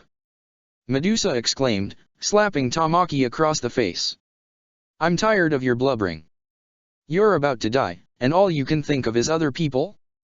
What a stupid child you are." "Tamaki!"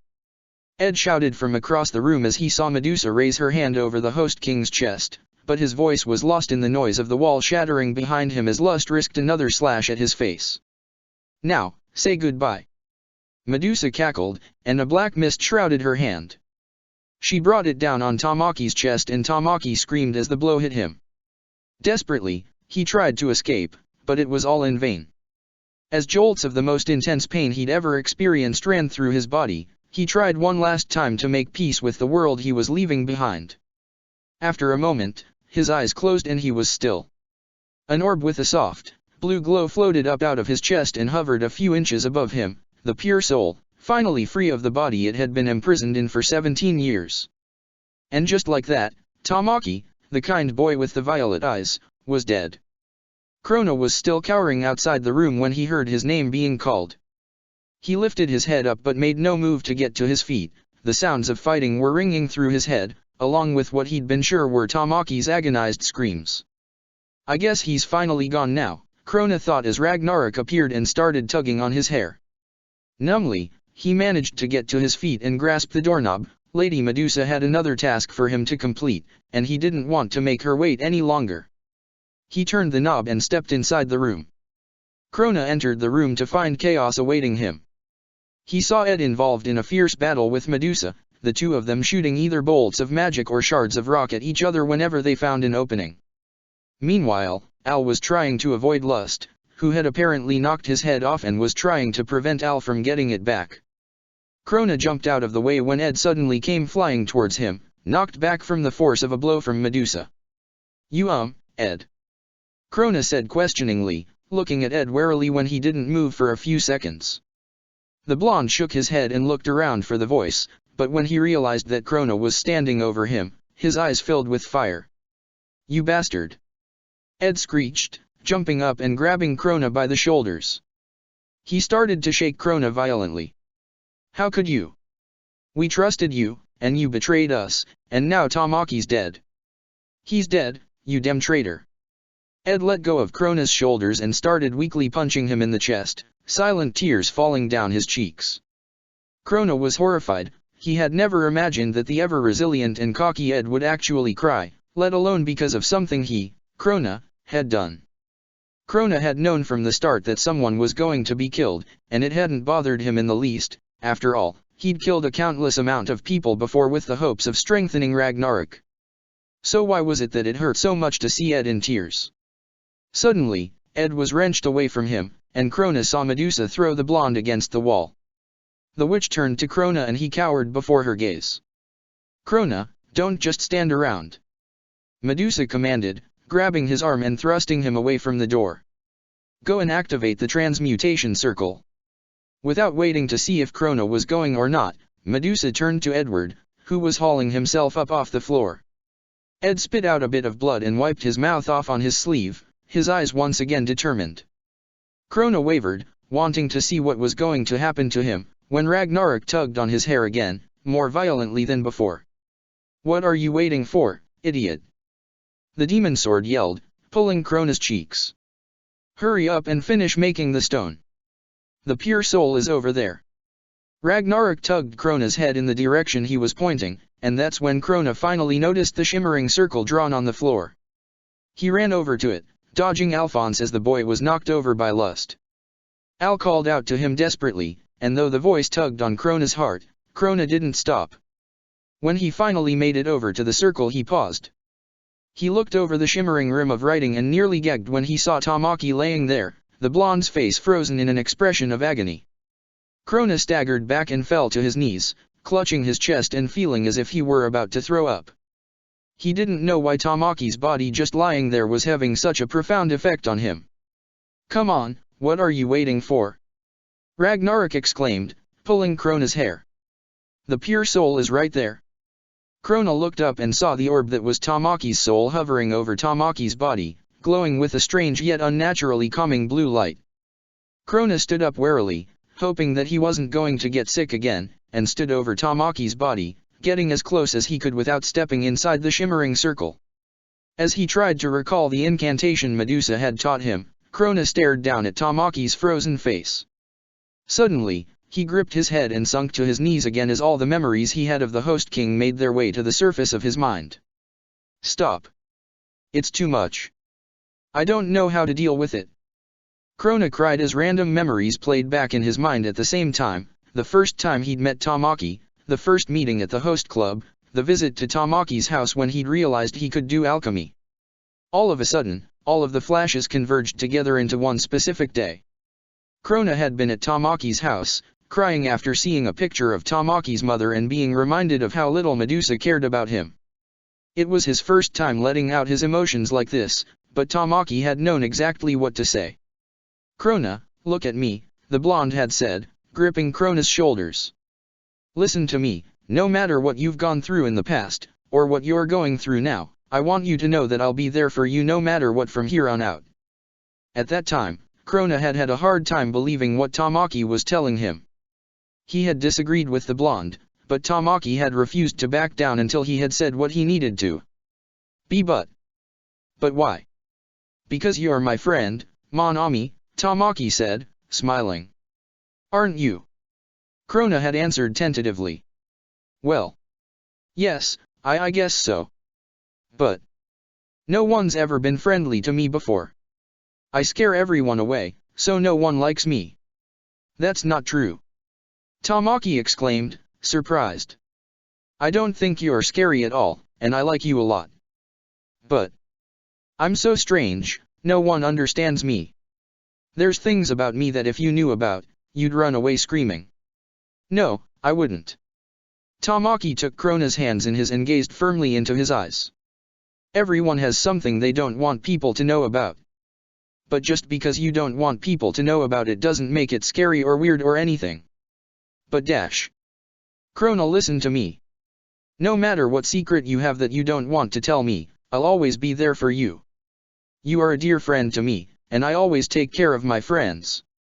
If there's one thing in your life you can be sure of, it's that fact." Suddenly, Tamaki gripped Krona in another hug. Surprisingly, Krona hadn't resisted that time. "Why you? You really care about me?" Krona said, tears starting to gather again, though he wasn't sure why.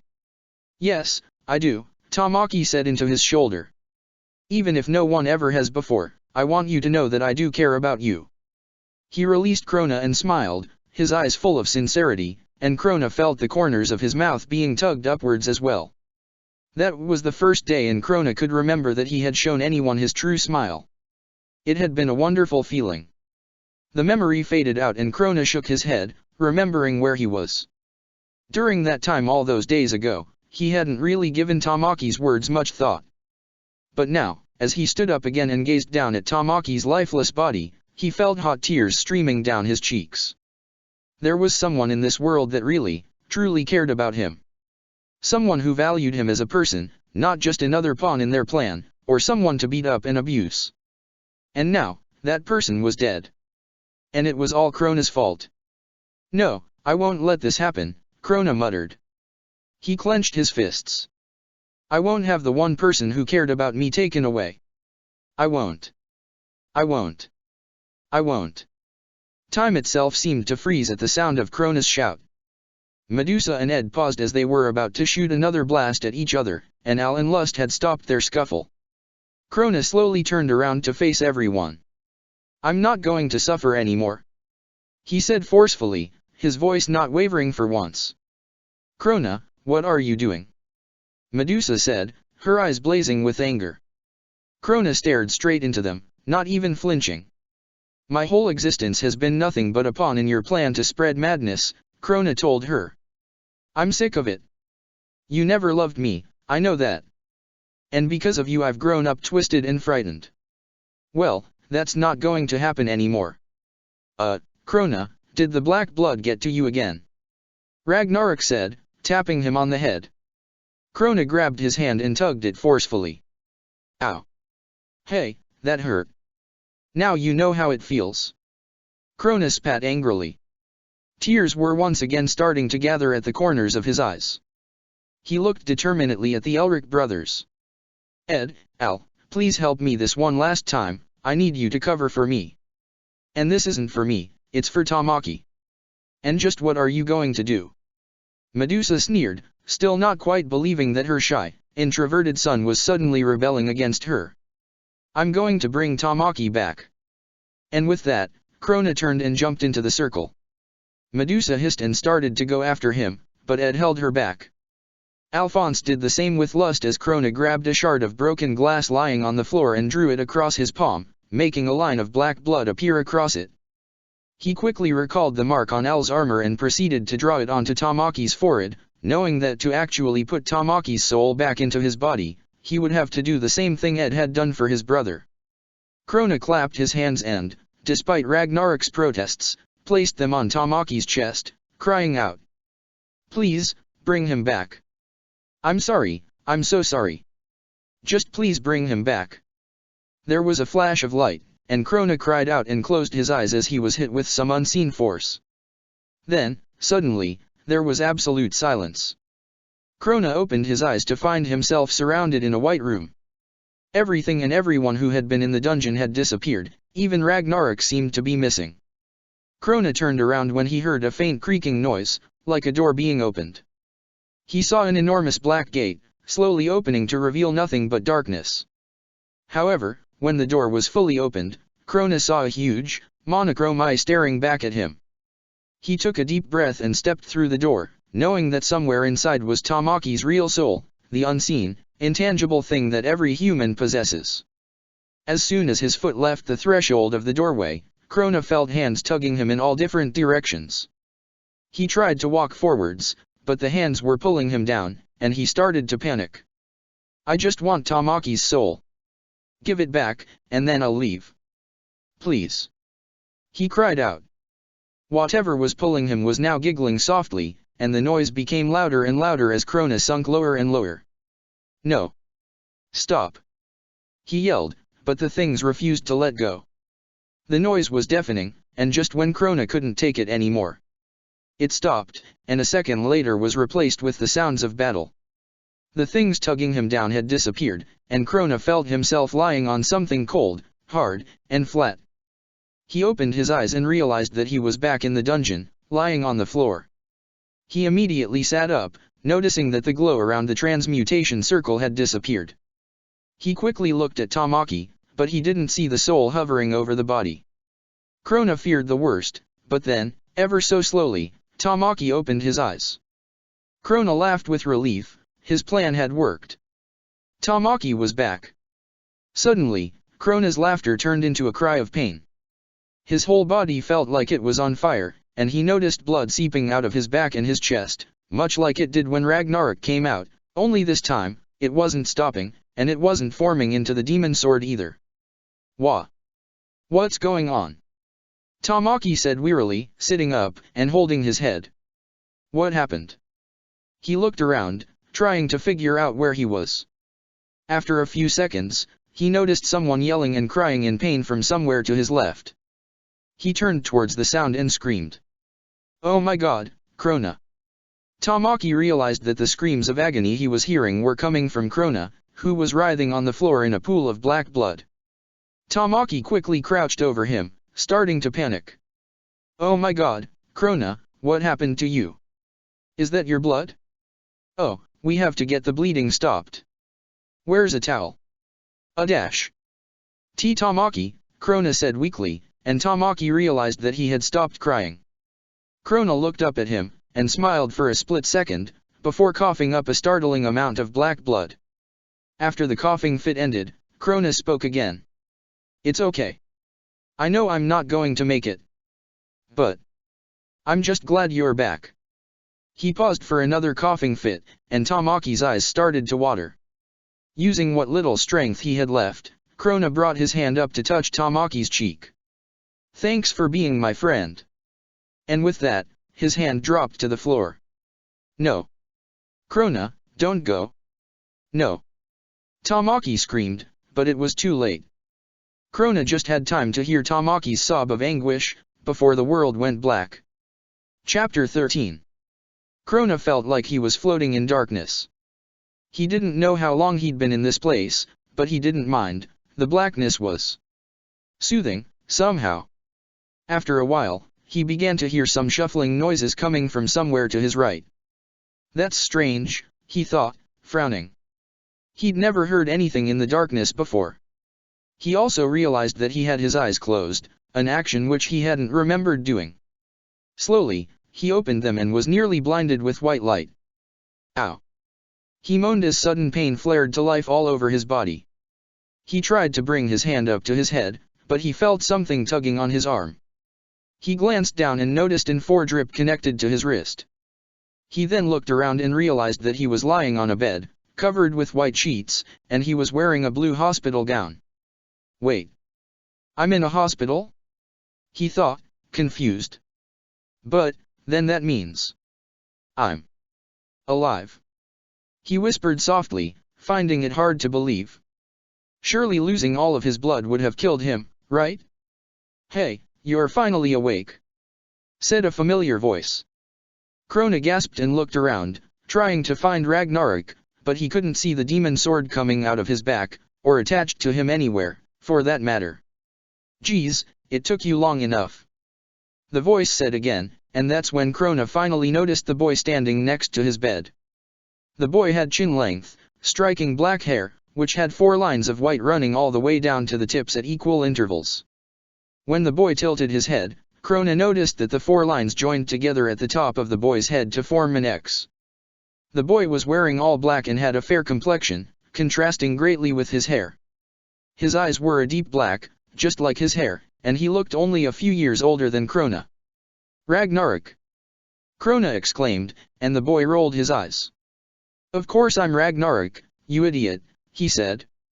He brought up his hand as if he was about to pull Krona's cheek, but then he thought better of it and dropped his hand to his side. How did you? I mean, why? What happened? Krona asked, not believing that he was actually looking at his weapon in a human form, let alone the fact that Ragnarok wasn't attached to him anymore. Ragnarok just smirked at his Meister's confusion. He leaned in towards Krona, laughing when Krona tried to back away but realized he couldn't. Well, when you brought Tamaki back to life, that was an extremely stupid thing to do. By the way, everything was okay for a few seconds, Ragnarok explained. Then, all of a sudden, it felt like some huge force was pushing me out of your bloodstream, and before I knew it, I was lying in a puddle on the floor. I heard Tamaki screaming, and I realized that it was because he thought you were dead. Naturally, I felt pretty useless just lying there on the floor, and then I thought, hey, if I'm out of Krona's body, then maybe I can return to my human form. So I tried it, and here I am. Ragnarok grinned, and Krona could only stare weakly back at him. So, this is what you look like in human form now, Krona said quietly. He gingerly lifted up his hand as high as he could with the 4 attached and lightly tapped Ragnarok's hand where it was resting on the side of the bed, marveling at how different his weapon seemed. What, you want me to hold your hand or something? Ragnarok sneered, snatching Krona's hand in his own and squeezing it roughly. Krona jumped, startled by the sudden movement, and the heart monitor he was attached to started to beep wildly. Hey, calm down, Ragnarok exclaimed, releasing Krona's hand and taking a few hasty steps back. I'm not gonna hurt you. Krona frowned, not really believing that. However, after a few minutes of Ragnarok just standing there watching him, Krona realized that Ragnarok actually wasn't going to bully him. In fact, Krona thought he could detect a bit of emotion on the demon sword's face that he'd never seen before. Ragnarok looked almost concerned. Ragnarok, are you actually worried about me? Krona asked, surprised. Ragnarok's face instantly twisted into an annoyed scowl. No, of course I'm not worried about you, he snarled. It's just that if something happened to you, then I'd be without a Meister, and then I'd be useless. What do you mean? Krona questioned, confused. He was still having a hard time understanding why Ragnarok wasn't beating him up when he was obviously so defenseless. It was the perfect opportunity. He never would have hesitated before, even if Krona was injured. But, then again, I've never been hurt this badly before, Krona thought. Plus, we've never been separated since we've met each other. Maybe that affecting him more than he's letting on. I'm not able to match soul wavelengths with just anyone, Ragnarok admitted, bringing Krona out of his thoughts. He looked at the floor and scratched the back of his head absently. Actually, even though I was still a little kid when Medusa caught me, I was never able to match soul wavelengths before. You're the first Meister my soul was able to resonate with, and so far, you're also the only one. Not that I've had the chance to try and resonate with other Meisters, but still. The demon sword smiled at sheepishly and then, realizing that he was being almost friendly, quickly shook his head and frowned. He then noticed that Krona's eyes were wide, and the beeping on the heart monitor was increasing slightly. Lady Medusa. Krona said shakily. What happened to her? Is she here? Oh, I'm going to be in so much trouble dash. Geez, no need to freak out, Ragnarok said quickly. After your little rebellion she disappeared, along with that lust woman. No one's seen her since, for all we know, she could have just gone back home. So she's not here? No, she's not. Krona sighed with relief. Then he frowned slightly and looked at Ragnarok questioningly. Wait. If the black blood got pushed out of my body, then how did I survive? He asked, trying to work out how that was possible. I mean, you need blood to live, right? And if it was all gone? Well, it wasn't all gone, Ragnarok informed him. There was just enough left for you to make it to the hospital, and then the doctors gave you a blood transfusion. The demon sword raised one eyebrow in what looked like disbelief, but Krona thought it seemed more like a form of ridicule. I'm pretty surprised you made it through, actually. I guess you're not as weak as I thought. He laughed, but Krona just ignored him, staring down at the blankets. Thinking about his amazing story of survival had gotten him thinking about another person's brush with death. He suddenly whipped his head up to stare at Ragnarok, his expression distressed. How is Ouch, Tamaki? He asked, wincing as he tried to sit up. He's perfectly fine, Ragnarok said, and Krona could detect a hint of disdain in his voice. The blonde idiot's probably still standing outside the room as we speak. He hasn't left since you were put here 3 days ago. What? He's here? I have to go see him. Krona exclaimed, and the heart monitor started to beep rapidly again. Will you calm down? Ragnarok yelled, pushing Krona's shoulders down as the boy tried to sit up again. You can't even sit up. How the hell do you expect to get up and walk anywhere? Krona struggled meekly for a few seconds and then flopped back onto the pillows, already wiped out. Ragnarok carefully released his shoulders, relieved that Krona still had at least enough sense to listen to him. Can I see him? I need to talk to him, Krona said, and Ragnarok nodded.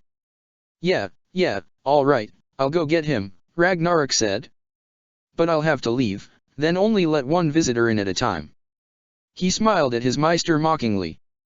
Will you be alright without me, whittle baby Quana? Ow, Ragnarok. Stop. Krona whined as Ragnarok ruffled his hair, laughing maniacally. After giving Krona one last pinch on the cheek, Ragnarok sauntered out of the room, still chuckling to himself. Krona tried to rub his cheek, but the four prevented him from reaching that far. He sighed dejectedly, but he had to admit that he was slightly relieved that Ragnarok was acting more like his old self. Not that that's a good thing, Krona thought, wincing as the four tugged at his wrist for what felt like the 100th time. He closed his eyes and wished the pain would disappear. It was especially strong on his chest and back where Ragnarok had seeped out of his body a few days ago. Gingerly, he felt the bandages wrapped around his torso, whimpering when another flash of pain shot through his body.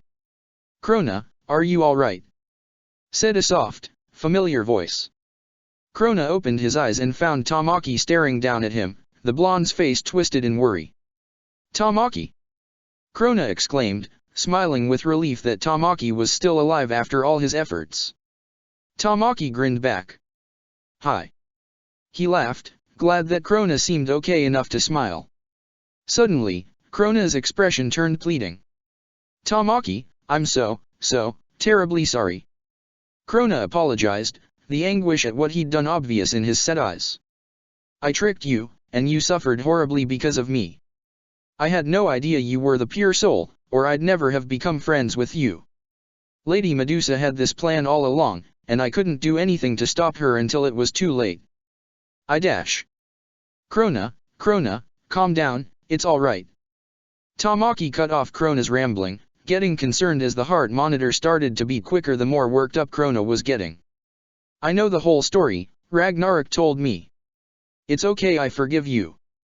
But you were killed because of me," Krona exclaimed. He couldn't understand why Tamaki was forgiving him, after everything he'd done.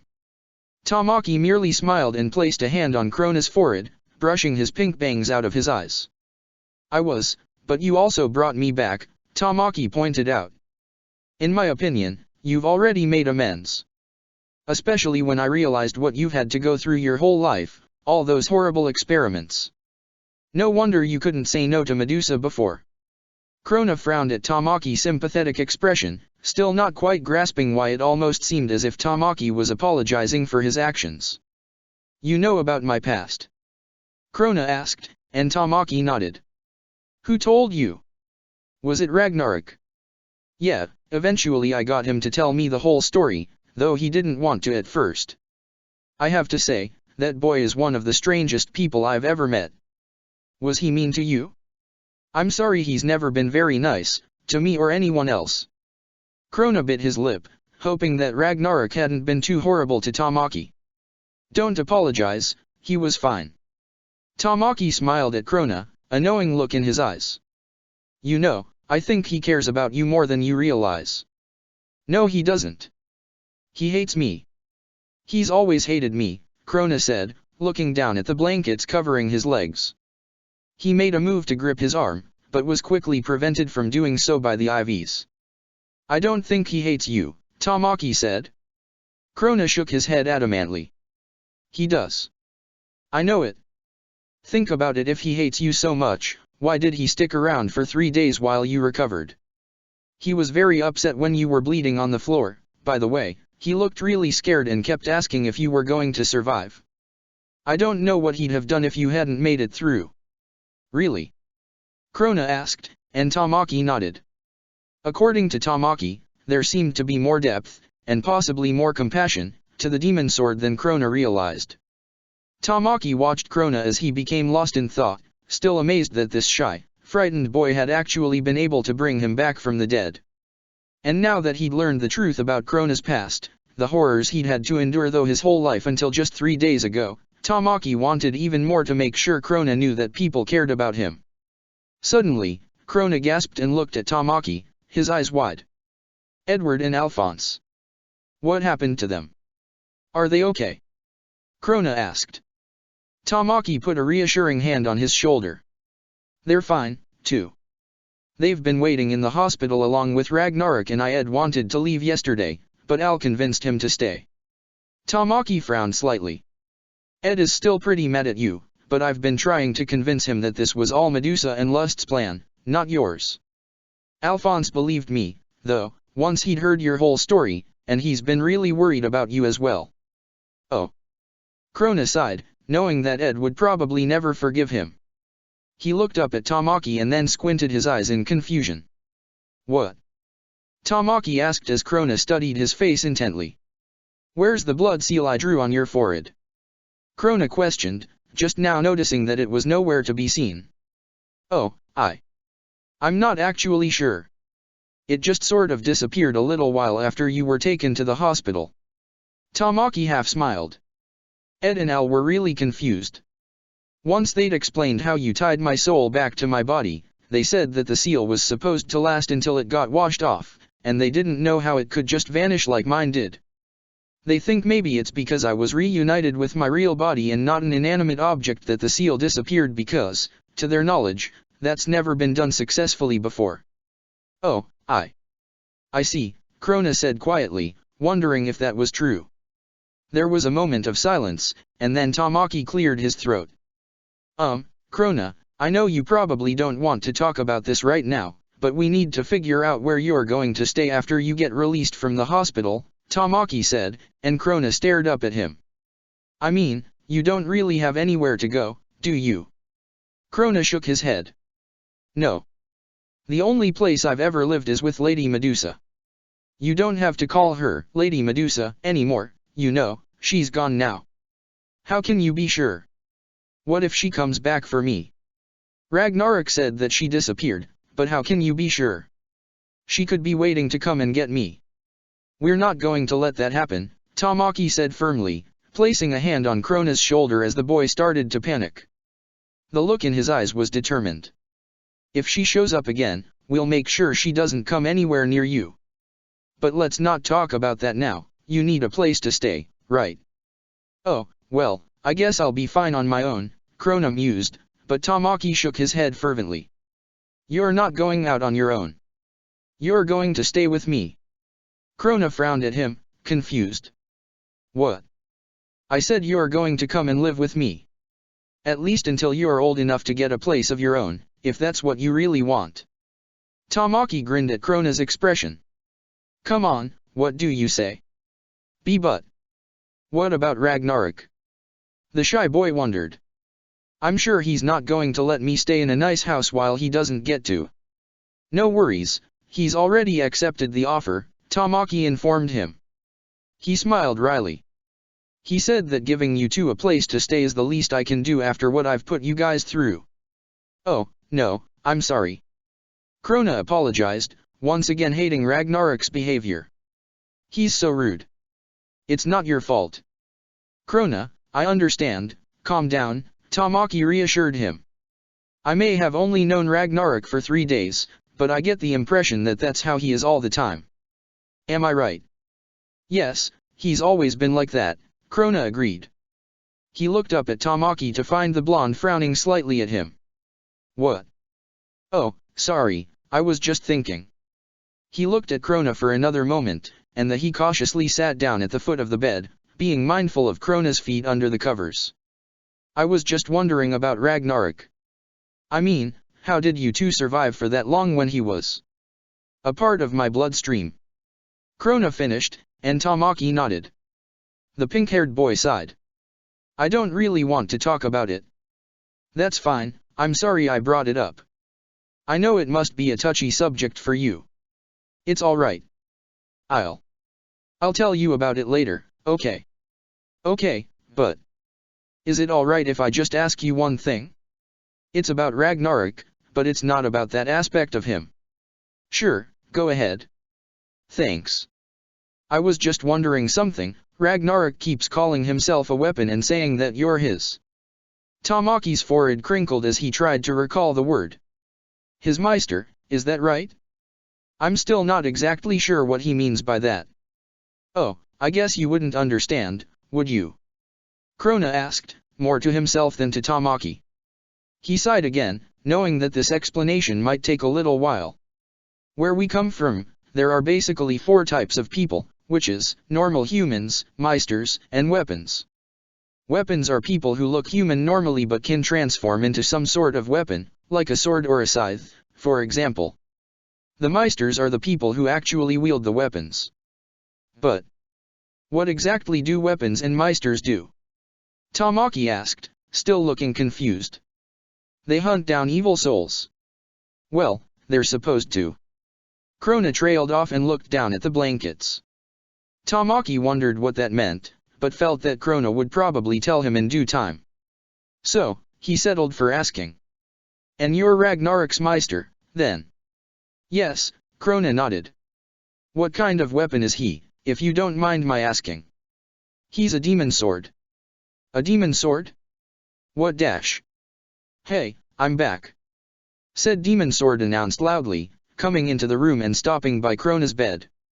Tamaki noticed Krona flinch as Ragnarok came near him, as if he was afraid that the weapon was going to hit him. What are you guys talking about? Krona was explaining to me what you meant when you said you were his weapon, Tamaki informed him. Ragnarok turned to Krona and Tamaki was astonished when he started to rub his fists on both sides of Krona's head violently. Did this idiot give you a good explanation? He asked, ignoring Krona's cries of protest. I mean one you could actually understand. Yes, and I don't think you should be doing that, especially since Krona is laying in a hospital bed recovering. Tamaki said quickly, getting ready to try and pull Ragnarok's hands away if the weapon didn't do it himself. Ragnarok shot him a glare but reluctantly let go of Krona's head, leaving Krona sniffling slightly. Do you want to see my weapon form? Is that it? Ragnarok asked as Tamaki continued to stare at him, the blonde's eyes slightly narrowed as he tried to figure out how in the world this normal-looking boy with the black and white hair could turn into a sword. Oh, well, I'm kind of interested now, yes, Tamaki admitted, but then he added, but I don't want to put Krona through any trouble. Ah, he doesn't have to do anything except try not to drop me on the floor. Ragnarok told him, and then he turned to his Meister. Ready? Are you sure it'll work? Krona asked tentatively. I mean, we've never tried it when we were separated before. That's because we've never been separated before, idiot. Ragnarok yelled, lightly cuffing Krona on the head. Tamaki jumped up, already sensing that this was going to happen a lot, but Ragnarok held up his hands. Whoa, calm down, I'm not actually gonna hurt him. The demon sword said, but his smirk said otherwise. He then glanced back at Krona. It'll work, trust me. Now hold out your hand. Okay. Krona said nervously, and he stretched his hand out. Tamaki watched with avid wonder as Ragnarok seemed to literally dissolve right in front of his eyes. He turned into deep black liquid that floated over to Krona's outstretched hand. Krona reached up into the mass of swirling darkness and grasped something, and when he pulled his hand down Tamaki saw that it was the hilt of a sword, silver with crisscrossing spikes around the bottom of the blade. The liquid then coalesced fully into a gleaming black blade with a line of white running down the exact center. Tamaki thought it was over, when suddenly a red mouth formed towards the base of the blade. See? This is what a weapon looks like. Goopy! The sword exclaimed as Tamaki stared at it in amazement. Finally, the blonde got over the shock enough to ask. Wait, what did you say at the end? Oh, he just says stuff like that sometimes, Krona told him, and Tamaki shifted his gaze from the blade to the boy. He saw that Krona didn't seem any different, except... Was it his imagination, or did his eyes seem a touch lighter than they normally were? It was almost like that time in the bathroom. Suddenly, Tamaki gasped as the realization struck him. Krona!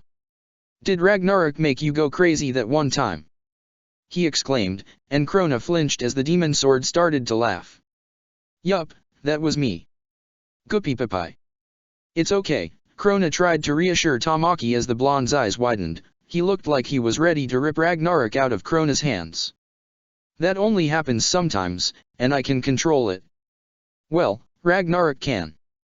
Oh, I see, Tamaki said, not fully believing this explanation.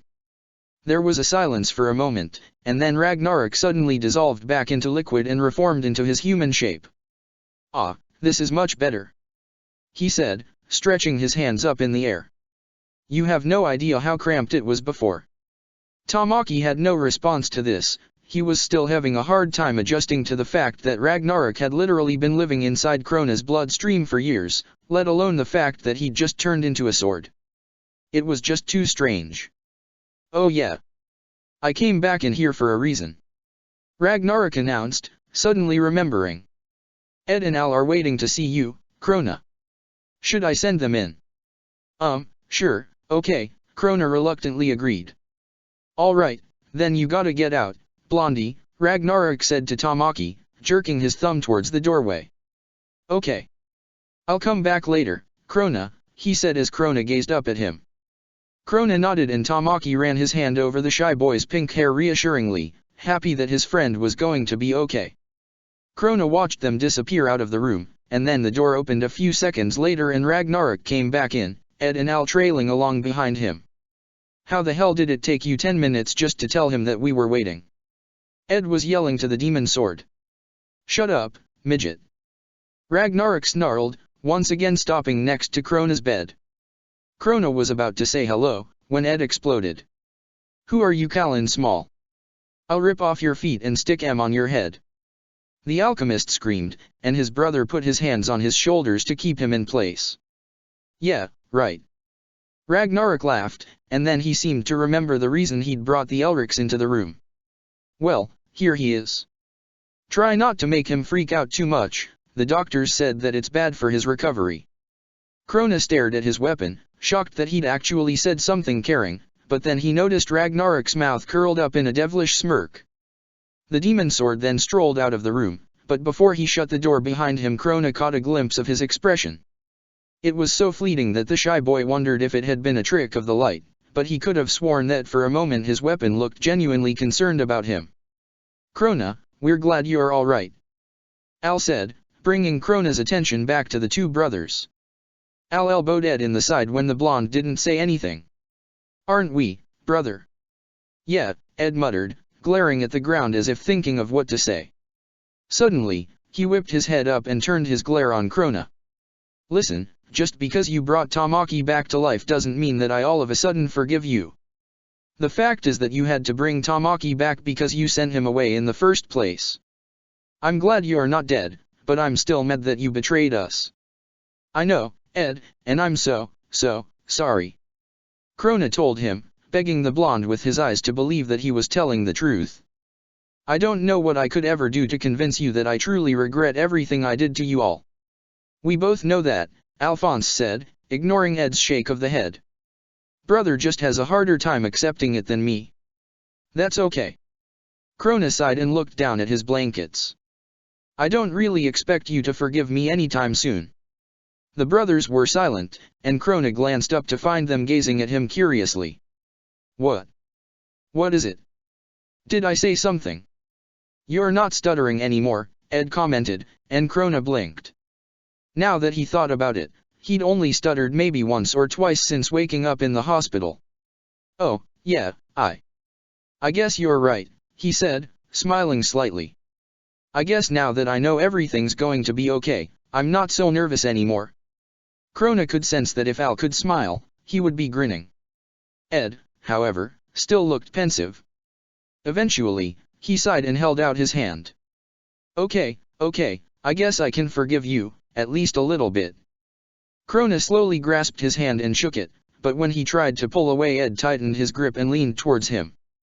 But you listen to me, Krona, if anything else happens, and I find out that it's your fault, I won't go easy on you, you got that?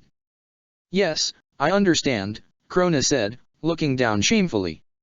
Ed stared at the shy boy for another moment before giving his hand one last warning squeeze and then releasing it. Brother, Al said reproachfully, but Krona shook his head. It's fine, Alphonse, this is more than I'd hoped would happen. Ed lifted his gaze to Krona again, and the shy boy smiled. Ed, who wasn't used to seeing any type of smile on Krona's face, was taken aback.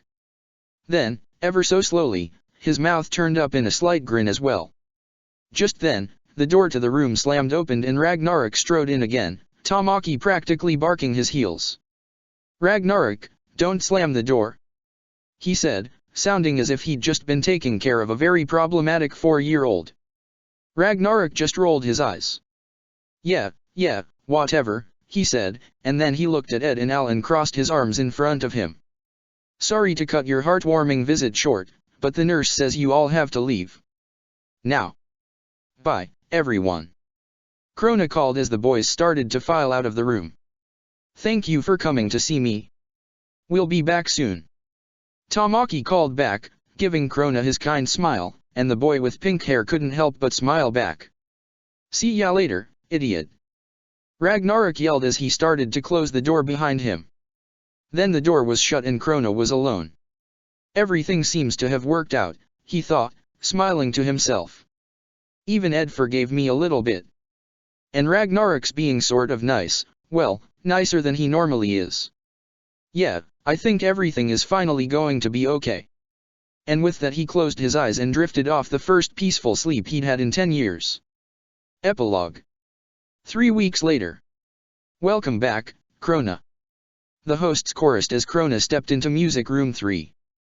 Oh, thank you, said Boy muttered, a little taken aback. The hosts immediately rushed to crowd around him, all of them smiling. We're glad you're back, Krona-chan. Honey said, grabbing Krona's hand and giving it a kind squeeze, making Krona blink in surprise. Mori nodded in agreement. Yeah, especially after what happened, Harui added, and Krona glanced at her. I'm glad you weren't seriously hurt, I can't believe you actually got stabbed. Yeah, right, Krona agreed, looking at the ground.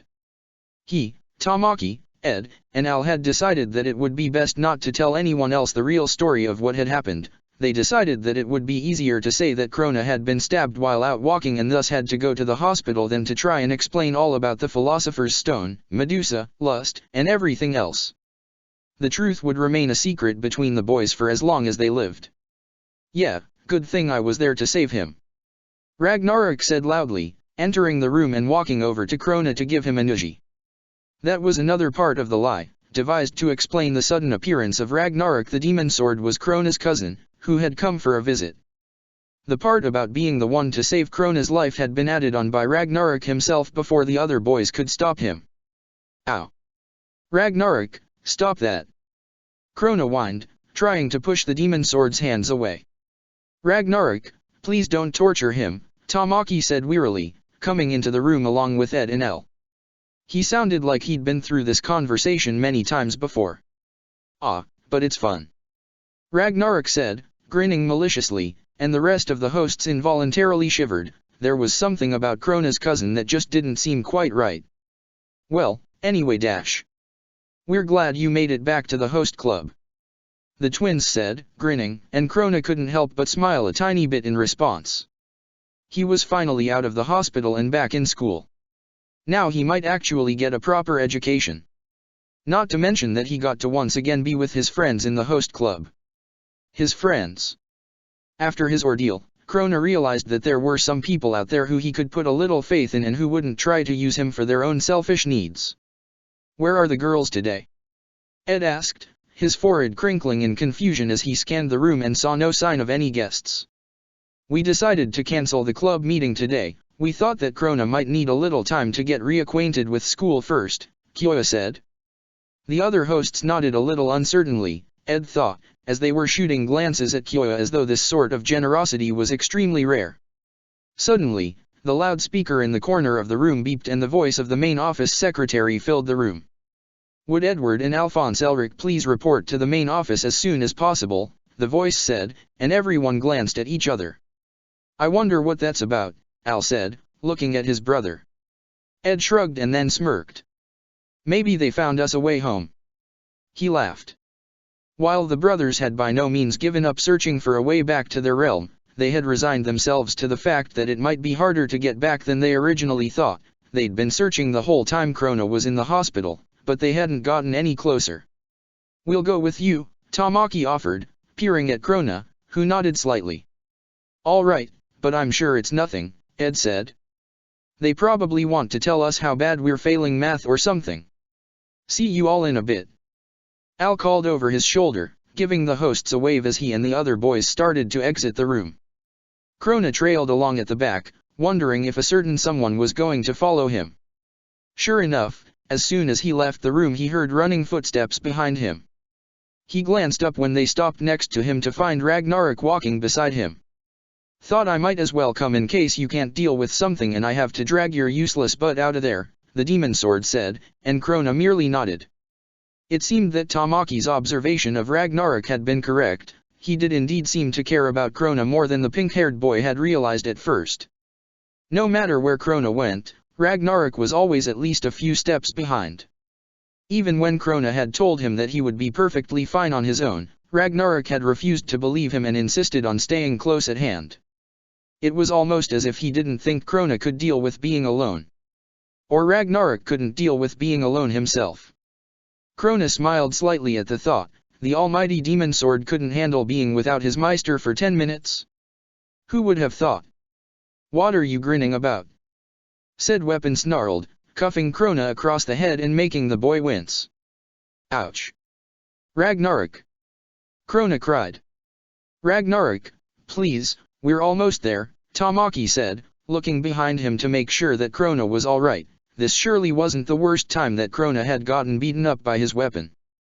A few days ago Ragnarok decided to slap Krona across the face with the back of his hand, hard, forgetting that Krona now no longer had the black blood to stop any injury and effectively giving his Meister his first genuine nosebleed in years. Yes, mother, Ragnarok said mockingly, and Tamaki rolled his eyes. He knew that this was just a part of Ragnarok's personality, but sometimes the sarcastic, biting remarks got a little tiresome after a while. Just then, the 5 boys arrived at the main office. As soon as Ed opened the door, a man and a woman who had been sitting in the waiting chairs stood up. The man had short, black hair and dark eyes that were narrowed in what was either anger or some sort of strange sign of relief. He was wearing white gloves with red transmutation circles on the back and a dark blue military uniform with many colored badges over his heart. The woman was wearing a similar outfit, only she had on a skirt instead of pants, and her light blonde hair was clipped up on the back of her head. Full Metal! Alphonse! The man barked, and Ed and El's mouths fell open in shock.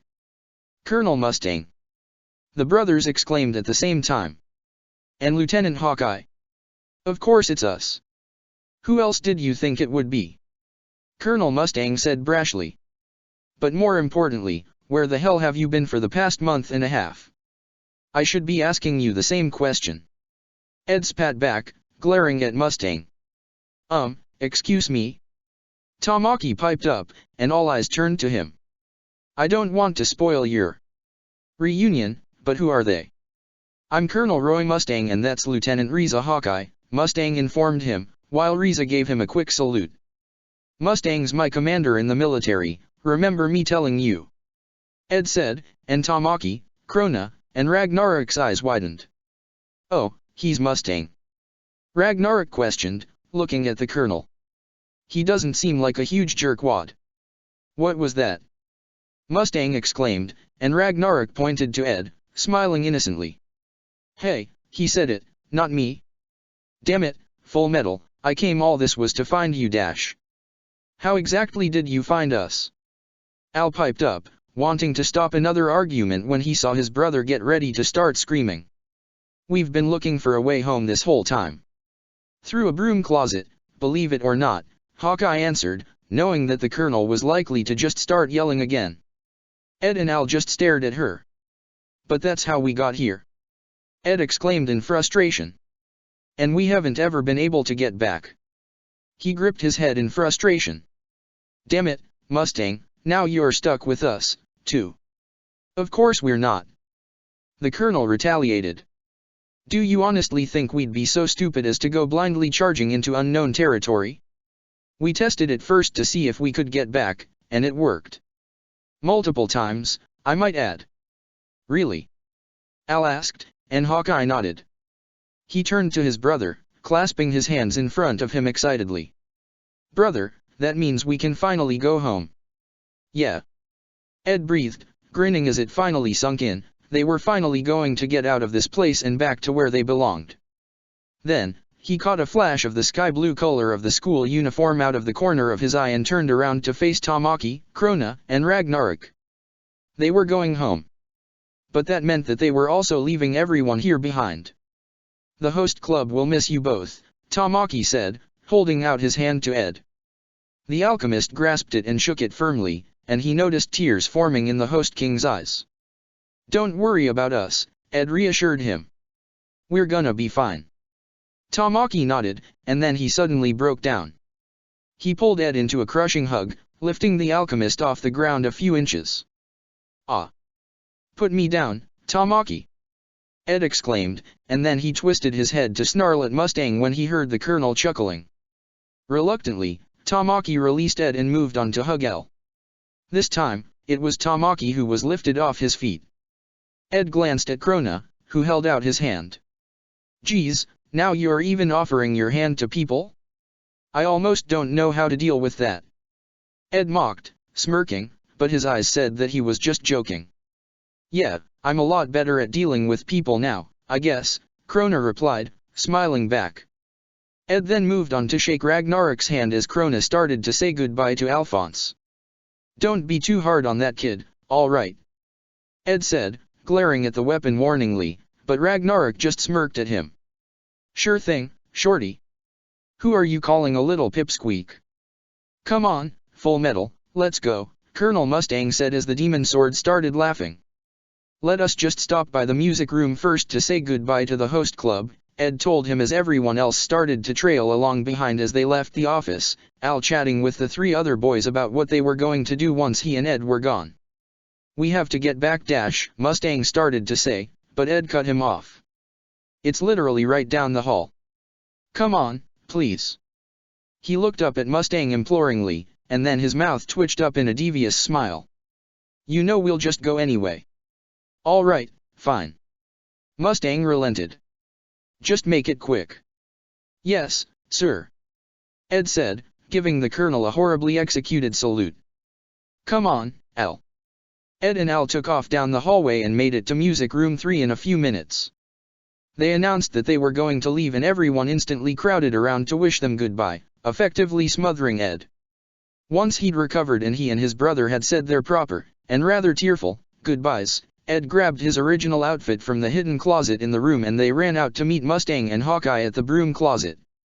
"You guys go first, we'll be right behind you," Ed said to the colonel and the lieutenant. "Fine.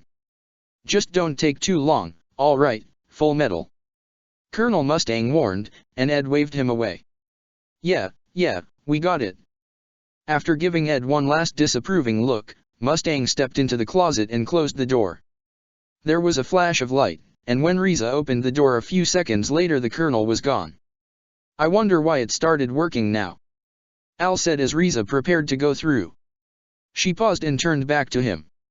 "When that homunculus, Lust, went through, she somehow opened a portal that we found a few days after we realized she'd been down in Lab 5, she explained. "It's remained open since then." "Wait, so it's been open this whole time?" Ed exclaimed, and Riza nodded. He slapped a palm to his forehead and groaned. Hawkeye chuckled at him. "I'll see you two in a few minutes," she said, and then she stepped into the closet and disappeared. "We'll go in together, okay, brother?" Al said as Ed opened the door, and his brother nodded. "Yup." Then he turned towards Tamaki, Krona, and Ragnarok for the last time.